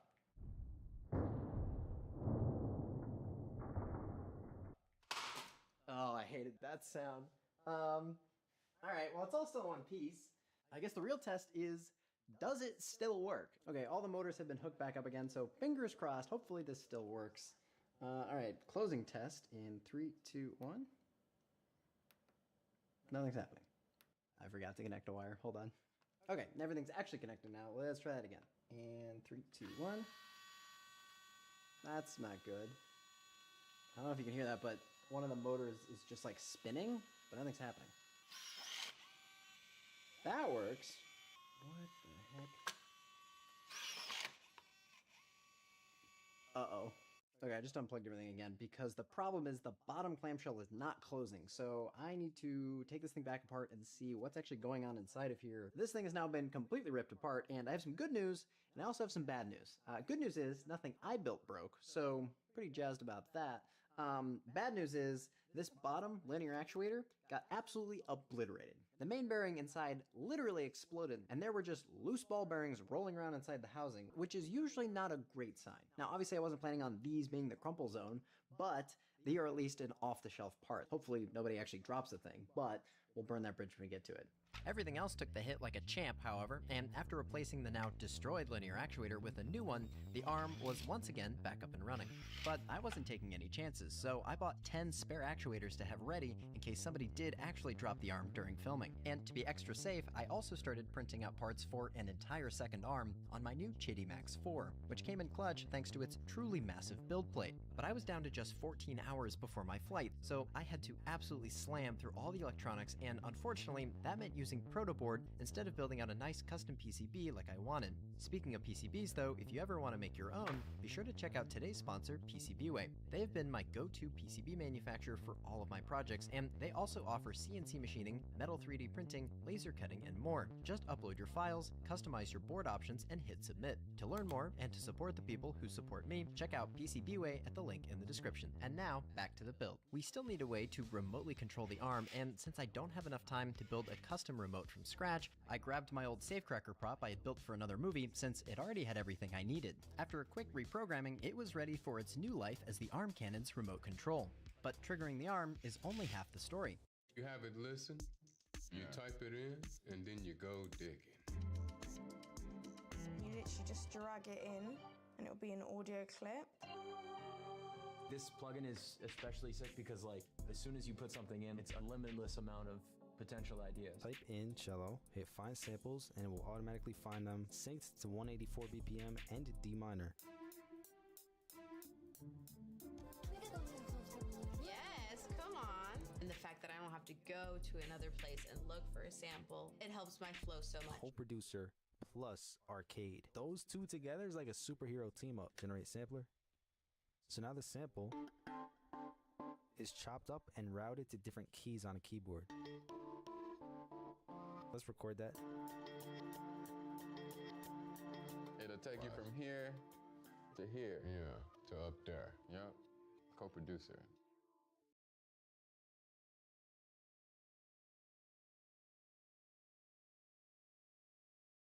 We have got to the point where literally anybody can build a fully working app without knowing how to code. This is Base 44. This is a first look at the current industry-leading AI app builder, and you wouldn't believe the kind of apps that people are creating. Smart nutrition apps, inventory trackers, onboarding tools, you name it. And if the only thing stopping me from making the app is the idea, then why not build an app that gives me endless app ideas? So let's make it. Pro tip, I draft the full app spec in ChatGPT, and then I drop the prompts directly into Base 44. What the fuck, chat? The hallmark shot for this entire commercial is the wall exploding, and while I was working on building the arm, the demolitions team had rigged up a fake wall that could shatter and then reset for multiple takes. To sell the illusion, this explosion needs to be perfectly synced with the arm cannon. Too early and it looks fake, too late and the take is ruined. So to bridge the gap between their wall rig and my remote, I pulled yet another project out of retirement, the high voltage trigger from my exploding blood fountain build. By cramming an ESP32 inside, it could now communicate with my remote, allowing me to trigger the wall explosion and the arm as one perfectly timed sequence. The entire climax of this shoot now literally rested in the palm of my hand. And if I wasn't stressed enough already, my flight was about to leave and the backup parts still had 10 minutes left before they were done printing. So with no sleep and an entire second arm still left to build, I hopped on my flight to meet up with Jesse Velez of Raptor House Effects, who was overseeing all the builds for this project. Not only is he one of the most talented practical effects designers I know, he's also just a wonderful human being. And while I had been working on the arm, Jesse and his team were busy pulling off their own miracle, building 2 game-accurate characters from scratch, as well as all the other props that would be featured in this shoot. Once at their shop, I immediately got to work building out the second hand cannon and hiding all the electronics inside the arm, while Jesse and his team tackled the painting and finishing work so that everything would perfectly match the full-size character. To make things even more exciting, we also added a hidden solenoid inside the arm that would provide a sharp kickback as the hand cannon went off to simulate recoil. Once all the painting was finished, it was time to load everything up and head to set, where the rest of the film crew had already begun hiding cameras all around the fake showroom. Since all of the builds for this shoot were essentially working prototypes, we set up a mini workshop behind the scenes to be ready in case something broke. And while the 2 actors were getting all suited up, I ran one final round of tests with the wall demolition team so we could rehearse the exact timing it would explode. Everything was now locked in, and after almost 300 hours of building these hand cannons, it was finally time to put them to the ultimate test and into the hands of our unsuspecting victims. We all took our places in the control room and waited quietly for someone to pick up the arm so I could trigger the ensuing chaos. Yeah? Take after take, I held my breath and waited for someone to panic and drop the arm. But fortunately, that moment never came. Instead, we shredded over 24 walls and got some great reactions from the unknowing participants. But the wall explosion wasn't the only prank we pulled, so definitely check out the full commercial to see what other tricks we had up our sleeve. As for the crew, they of course wasted no time making a full assortment of hand-based puns. This is actually kind of handy. See what I'm talking about? He's handy. Do you see what I mean? Handy. This is ridiculous. Give me that. Overall, we had a blast working on this shoot, and the final cherry on top was getting to show the Bungie team the finished arm. They loved all the props and even asked to have a few of them shipped up to their headquarters to be put on display. It's a bit surreal to think that something I built in my shop is heading to the studio that defined my childhood. And if you want to see how that goes, be sure to subscribe so you don't miss the final chapter of this project. Until then, thank you so much for watching and stay tuned for future builds.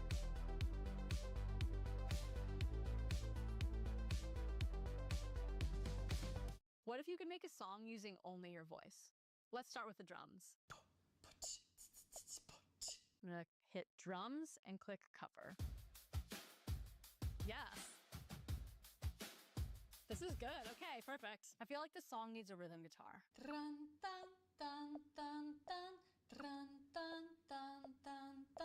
Changing it to guitar. I'm gonna type in rhythm guitar. Okay, I like this track. I'm gonna copy it to the main. All right, now we're adding some bass. Bum bum bum bum bum bum bum bum bum bum bum bum bum bum bum bum. Okay, let's click on bass, and I'm gonna just click cover. Yeah, Yes, I like this. Okay, good. All right, adding a synth for the chorus.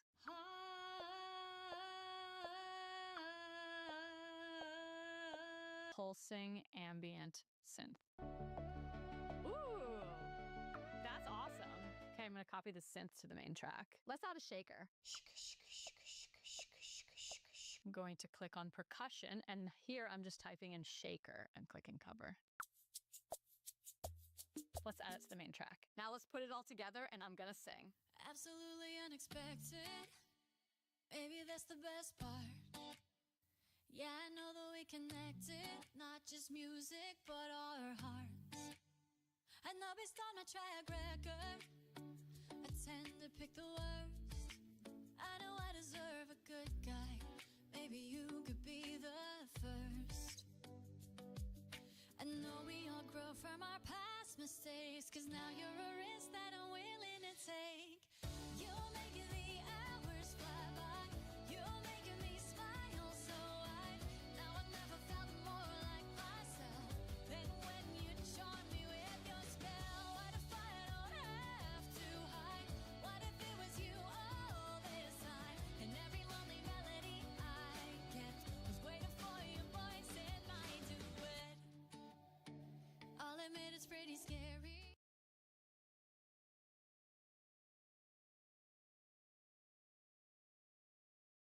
Now the dish we came for, the chili crab.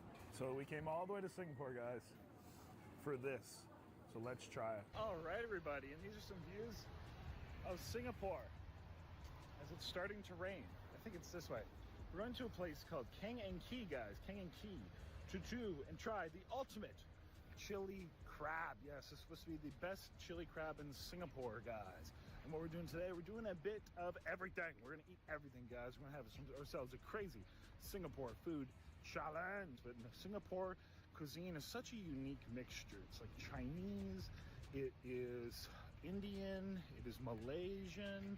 It's pretty cool. So get you some more details, all that good stuff. We're almost there, but Singapore's cool. It's very unique. I feel like I'm in a, I don't know, like a theme park. I don't know why. Anyway, let's go eat. All right, everybody, we finally made it. Kang and Kee Seafood, guys. Here we're doing our Singapore food challenge, our Singapore chili crab food challenge. This place is massive, and it's Chinese New Year, so there's like so many people here, celebrations, super excited to try it now. So for this challenge, guys, our friends here at Kang and Kee invited me to come try pretty much all the crabs, guys. Yes, all the true Singaporean crabs, so true delicacies, and a couple other ones, including a liver dish. I'll tell you more about it. So it's like a grandma's liver. There is like pork liver, not grandma's liver. Grandma's recipe. It's a third-generation restaurant, actually. There is also some shrimp. There is some special chicken, some pork ribs, and I'm probably forgetting things, but some more stuff, some chili crabs, some pepper crabs, and all that good stuff. So let's head in and have some fun, have a true Singaporean cuisine food challenge. Seedance 2.0 is now on Artlist, and you can get precisely what you want. I'll take a robbery with a fight scene on the side. It's a robbery! And if you have it, I'd like the robbers to be Yakuza. It's a robbery! For the main character, an anti-hero, a bit rough around the edges, and maybe some dark humor. Yeah, make him a little funny, please. And you? Just the alien invasion, please. Here we go again. Just wanted to have this nasty coffee in peace. Light it up, pedal to the metal. We're gonna take it to a whole nother level tonight. Is everything okay here? Could you check what's happening with them? In the hands of a creative genius like you, anything's possible. Go to Artlist for Seedance 2.0 and all the leading AI models and start creating without limits.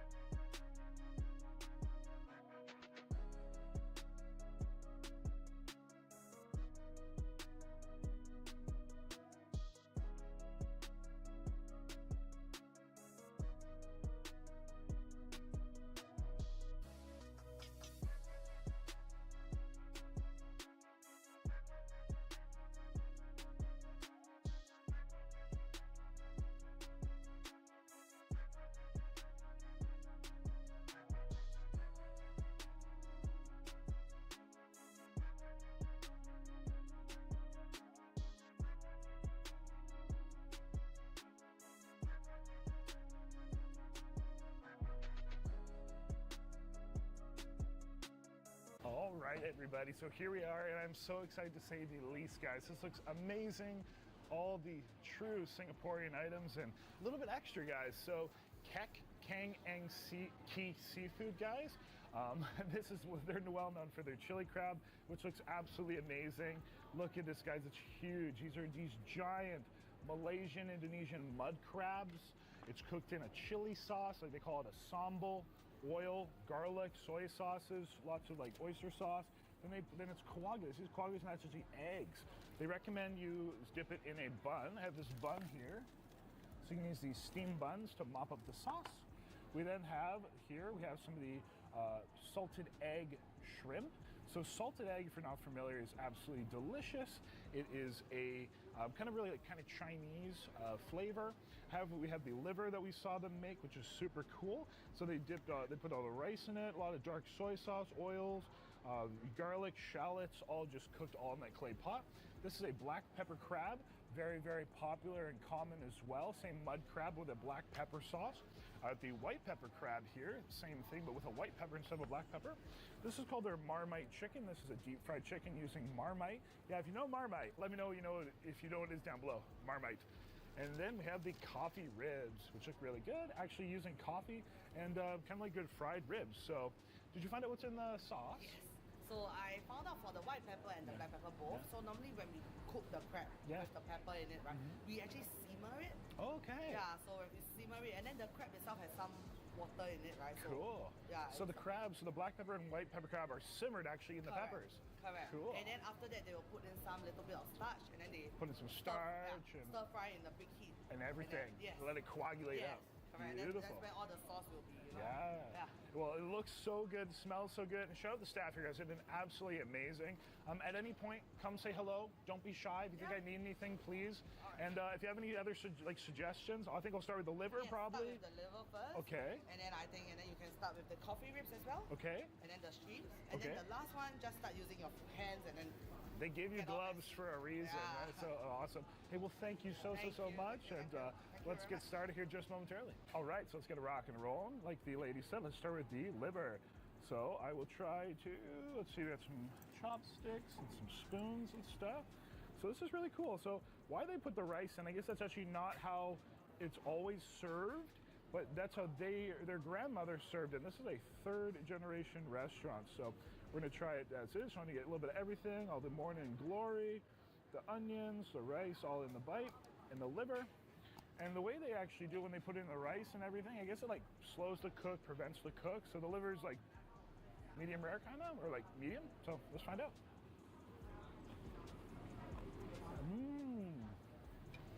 Oh yeah. The flavor of that liver with the dark soy sauce, almost like molasses, and the crispness of the onions. The morning glory. Wow, it's really, really tasty. And they have this liver chopped very finely. Woo. Perfectly cooked.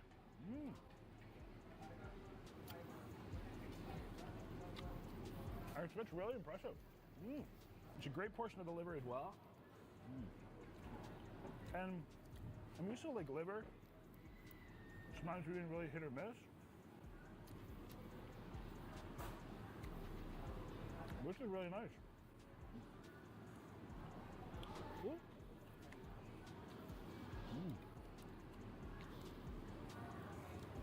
Very good flavor. Yeah, pork liver. Really interesting. Never had a pork liver cook with this, but I think one of the most flavorful ways I've ever had liver done.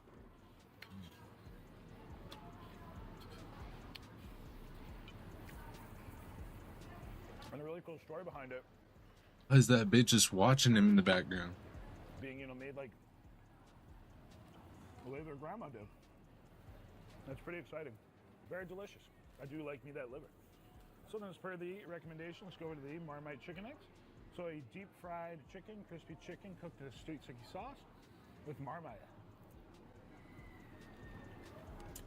Oh man. You know what?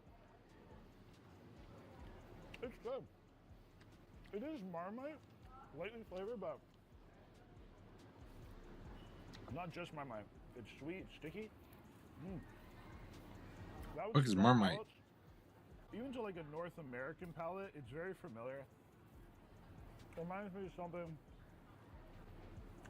You get that like peanut nuttiness. I like it.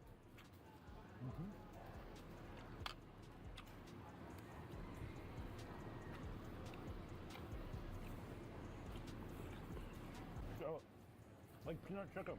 Next, let's try some coffee ribs. So a stir-fried or fried rib. One thing's really cool is like the food here comes cooked so like quickly. But again, like a battered fried rib. Ooh, stir-fried. And it smells like coffee. I'm really curious how this is gonna be, so let's see what it's all about. Ooh. It's boneless. And the coffee's really well balanced. It almost reminds you of like a cinnamon donut. Oh, that's delicious.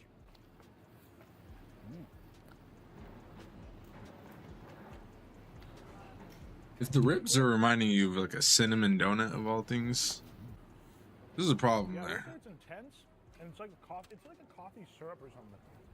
Which, I like it though. Very rich. Tasty though. Sweet. But a very unique item. And one they're well known for. And it's good. I can see why. But This is a good call. Especially we're gonna get into these crabs, guys. So that's what I'm most excited for. While we're at it, might as well try the shrimp.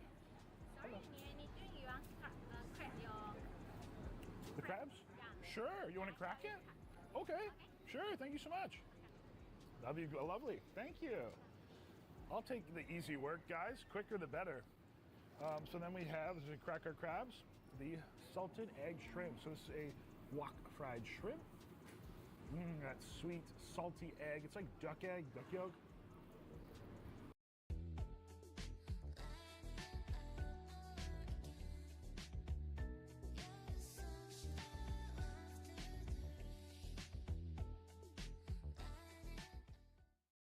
We're in such a saturated market now where there's a million brands doing the same things, but how can you stand out?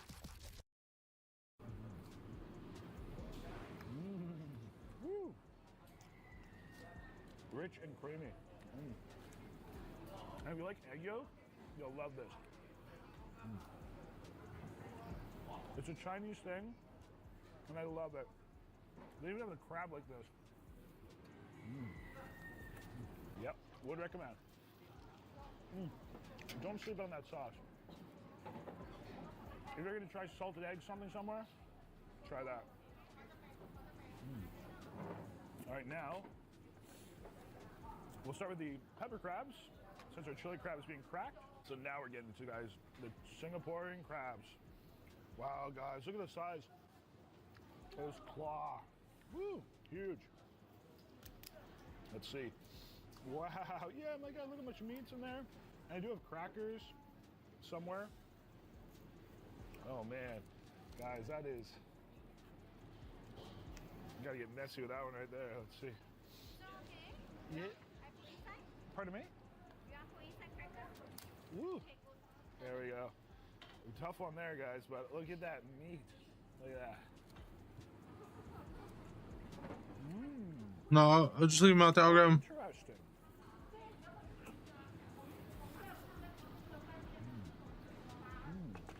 Thank you so much. Let's go. So,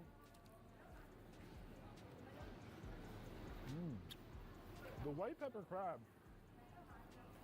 it's a very mild flavor. I'm trying to get all this meat out of here. Yeah, so the crab is a really mild flavor, but these huge clunks of meat. I don't think I've ever had a mud crab before, so that's pretty cool. But, so white pepper. It sounds funny, but it tastes like white pepper. But it's a really nice accent. To the sweet meat of the crab. Oh yeah. It's very friendly for all palates. Again, this knuckle here, knuckle meat.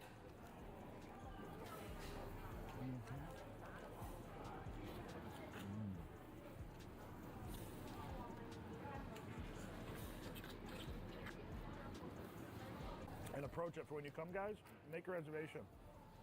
This place gets busy. Oh, man. Oh, that was a great bite. Oh, my gosh. Woo.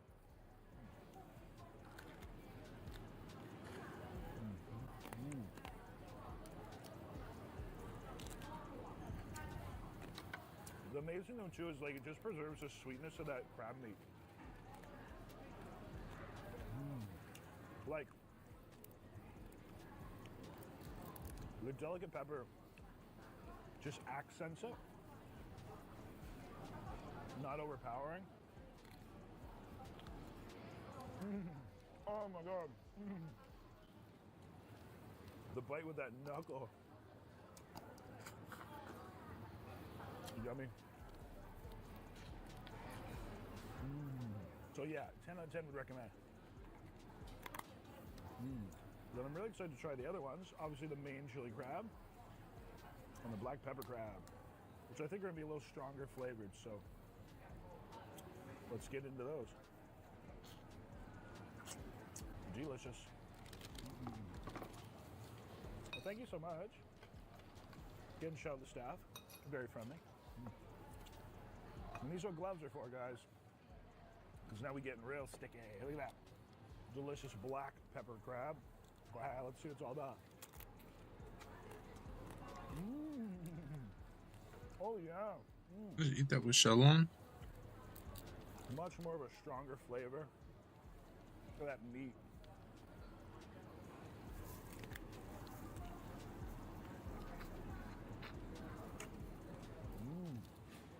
Oh, so appetizing.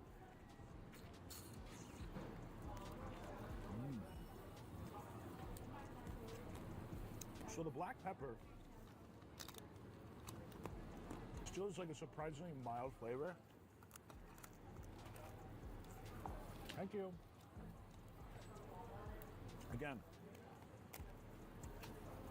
complimentary to the delicate meat. Because crab is such a sweet, delicate meat, it's very easy to overpower it. But nobody wants that. And there's definitely some sticky sugar sweetness in there. It's good. Oily. Onion. And delicious. Oh yeah.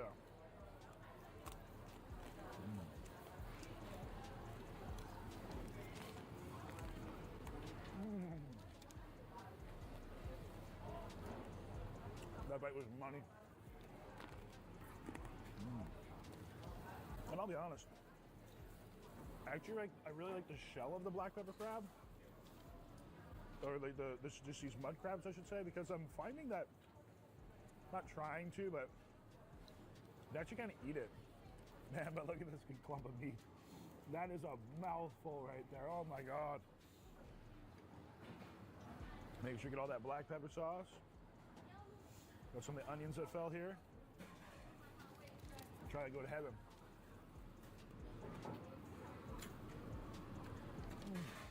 Oh.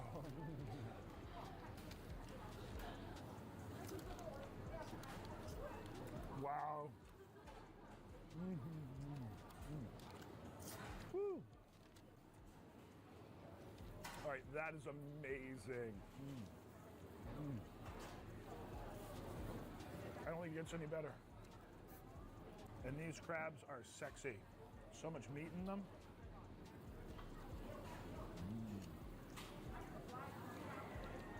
Man, that's good. So yeah, black pepper crab. I'm trying to figure out what the fuck that is on the plate. Is that a towel? If you get stuck on a melody, or if you just feel like you can't get a song started, Output's co-producer is very dope. They make it much easier for us.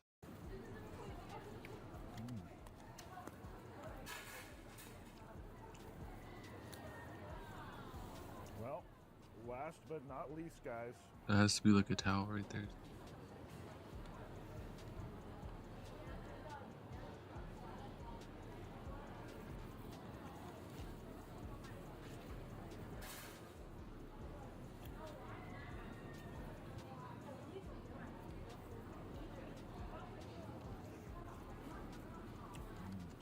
Oh, fuck.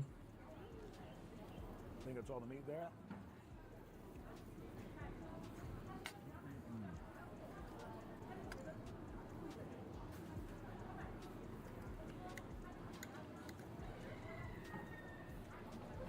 Fantastic. Black pepper crab, surprisingly black peppery, but mild, like very sweet, not like a punch of pepper, just very complimentary. Actually, I take that back. It's not very black peppery, so just a little black peppery. In the most perfect way possible. All right. Now the dish we came for, the chili crab. So we came all the way to Singapore, guys, for this. So let's try it. Sure, that's okay. Sure, thank you. Here we have the lovely crab knuckle. Ooh, hot, sticky, smelly, delicious crabness. Is that a word, crabness? It is now. Let's try it out.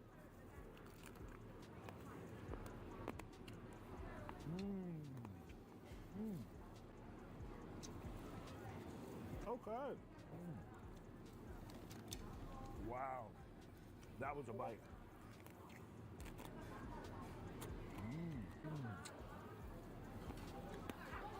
So I'm really surprised. The sauce.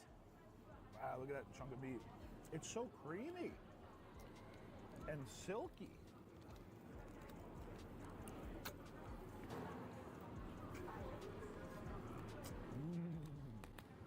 Wow. Man, for all that egg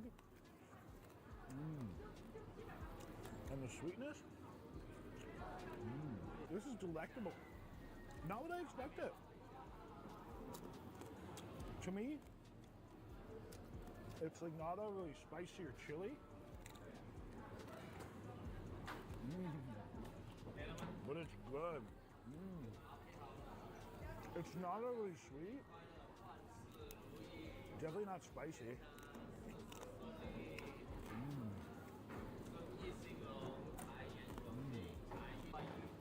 But the egg. Really just add a mouthfeel, which is really, I didn't expect it to add so much, but you don't taste the egg. Honestly, if I didn't know there was chilies in this, I don't think I'd even say that taste like there'd be, I think there's chili in it. It's so balanced. Really impressive. So whenever I had chili crab before, it was a lot more chili forward. And I was balanced on the sweet. But the way they do it here, it's, you really still preserve the taste of the crab, which really, ultimately, is what you should do.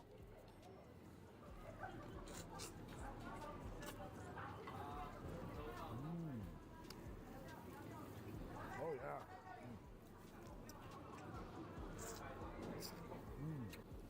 Each and every bite.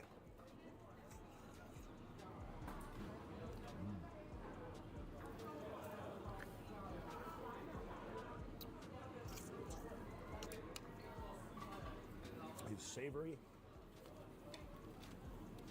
And it's quite intense, actually. But not in a way that's like has a strong flavor. It's just very like umami and like creamy and sweet. So different than I expected, and not in a bad way. This is crazy. You really have to come here and try this. Because I think the main word is just like balance.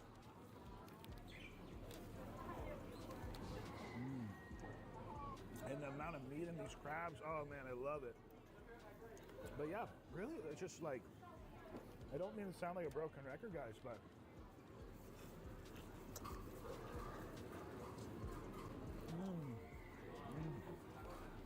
wow, succulent, savory meat. You know, I've never had a crab that I would say was succulent or savory until now. It's crazy. And it still tastes like crab, which is crazy in the best way possible.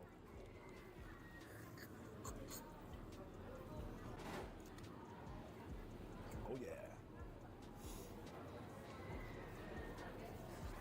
And a great portion as well. A lot of meat in these crabs, that's for sure.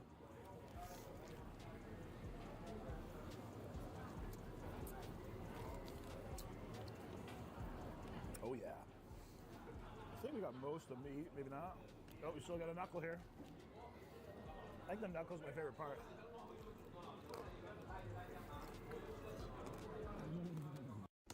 Whoa. What's that? I just built a budgeting app in Base 44. Guys, Nina just built an app. Impossible. Nina can't code. Interesting. Can it generate reports? It can now. Nice. So you're saying we can all build apps now? Yeah. I'm on lunch. I gotta make a call. I'll be right in my back. office. Just built an inventory tracker. Protein calculator. Book sharing app. A workflow manager that Tracks who still owes for the group lunch. Trash duty schedule. Since no one seems to care. just built a I just performance created a goal manager. tracking system. We built the same thing, didn't we? And saucy. Absolutely delicious. And then all the creamy, gooey crab sauce, creamy chilliness. They recommend grabbing one of these buns, dipping it in it. Oh yeah. That is delicious and tastes like crab.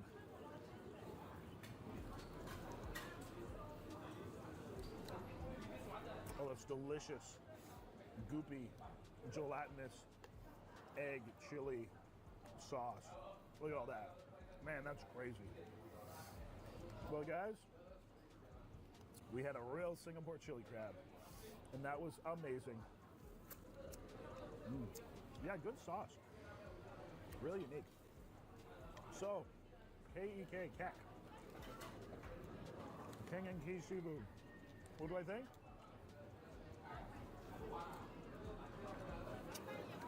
Delicious. Such unique items. I love.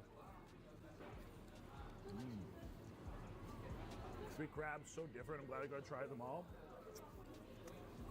Chili crab is surprised, like I thought people would be like, I thought it'd be spicy, because chili, it's not spicy, it's just perfect.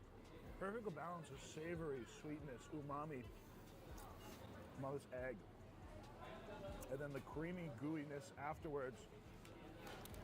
You taste like delicious crab stuff you can eat with these buns. The black pepper crab was lovely. It's nice and sweet. With that nice bite. Almost a little bit like the wok hei, I call it, which they call like the breath of the wok. I love that pork liver. I just take these gloves off now. That pork liver is to die for. That was the best liver I ever had.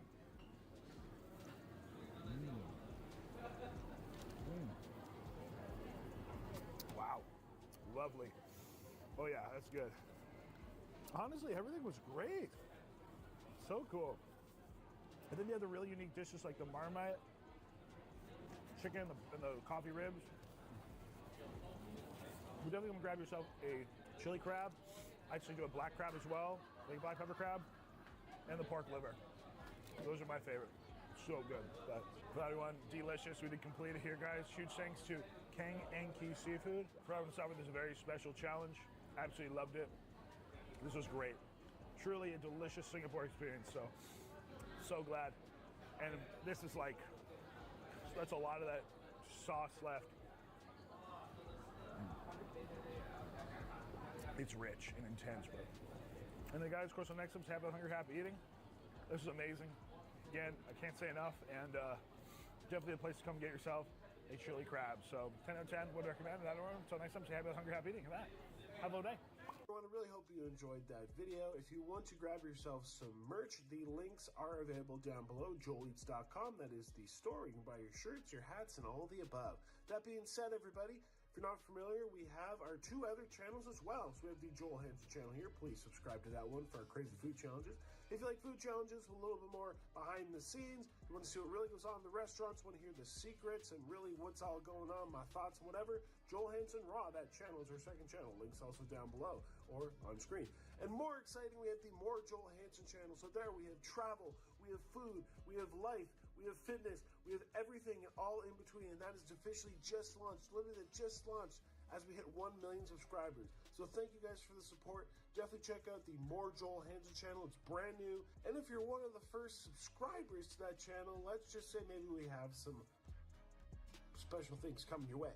So go check them out. And that, thank you so much for watching.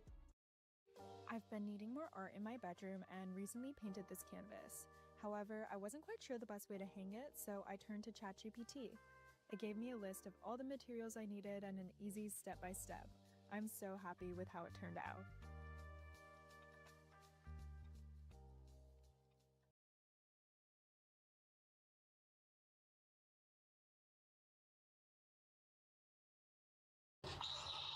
At TheorySabers.com, we're giving away a ton of free sabers right now. 2 free sabers with every single purchase, 20% off site-wide, or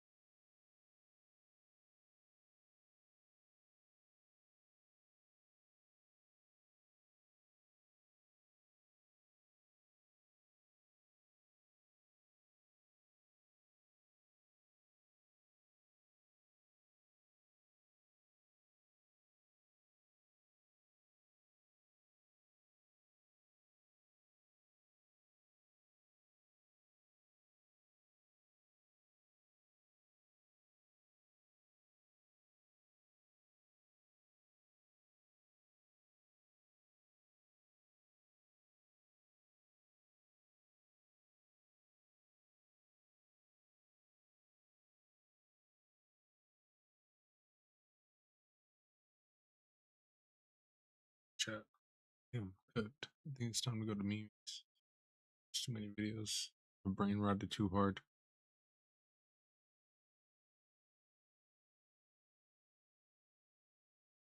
GG's chat.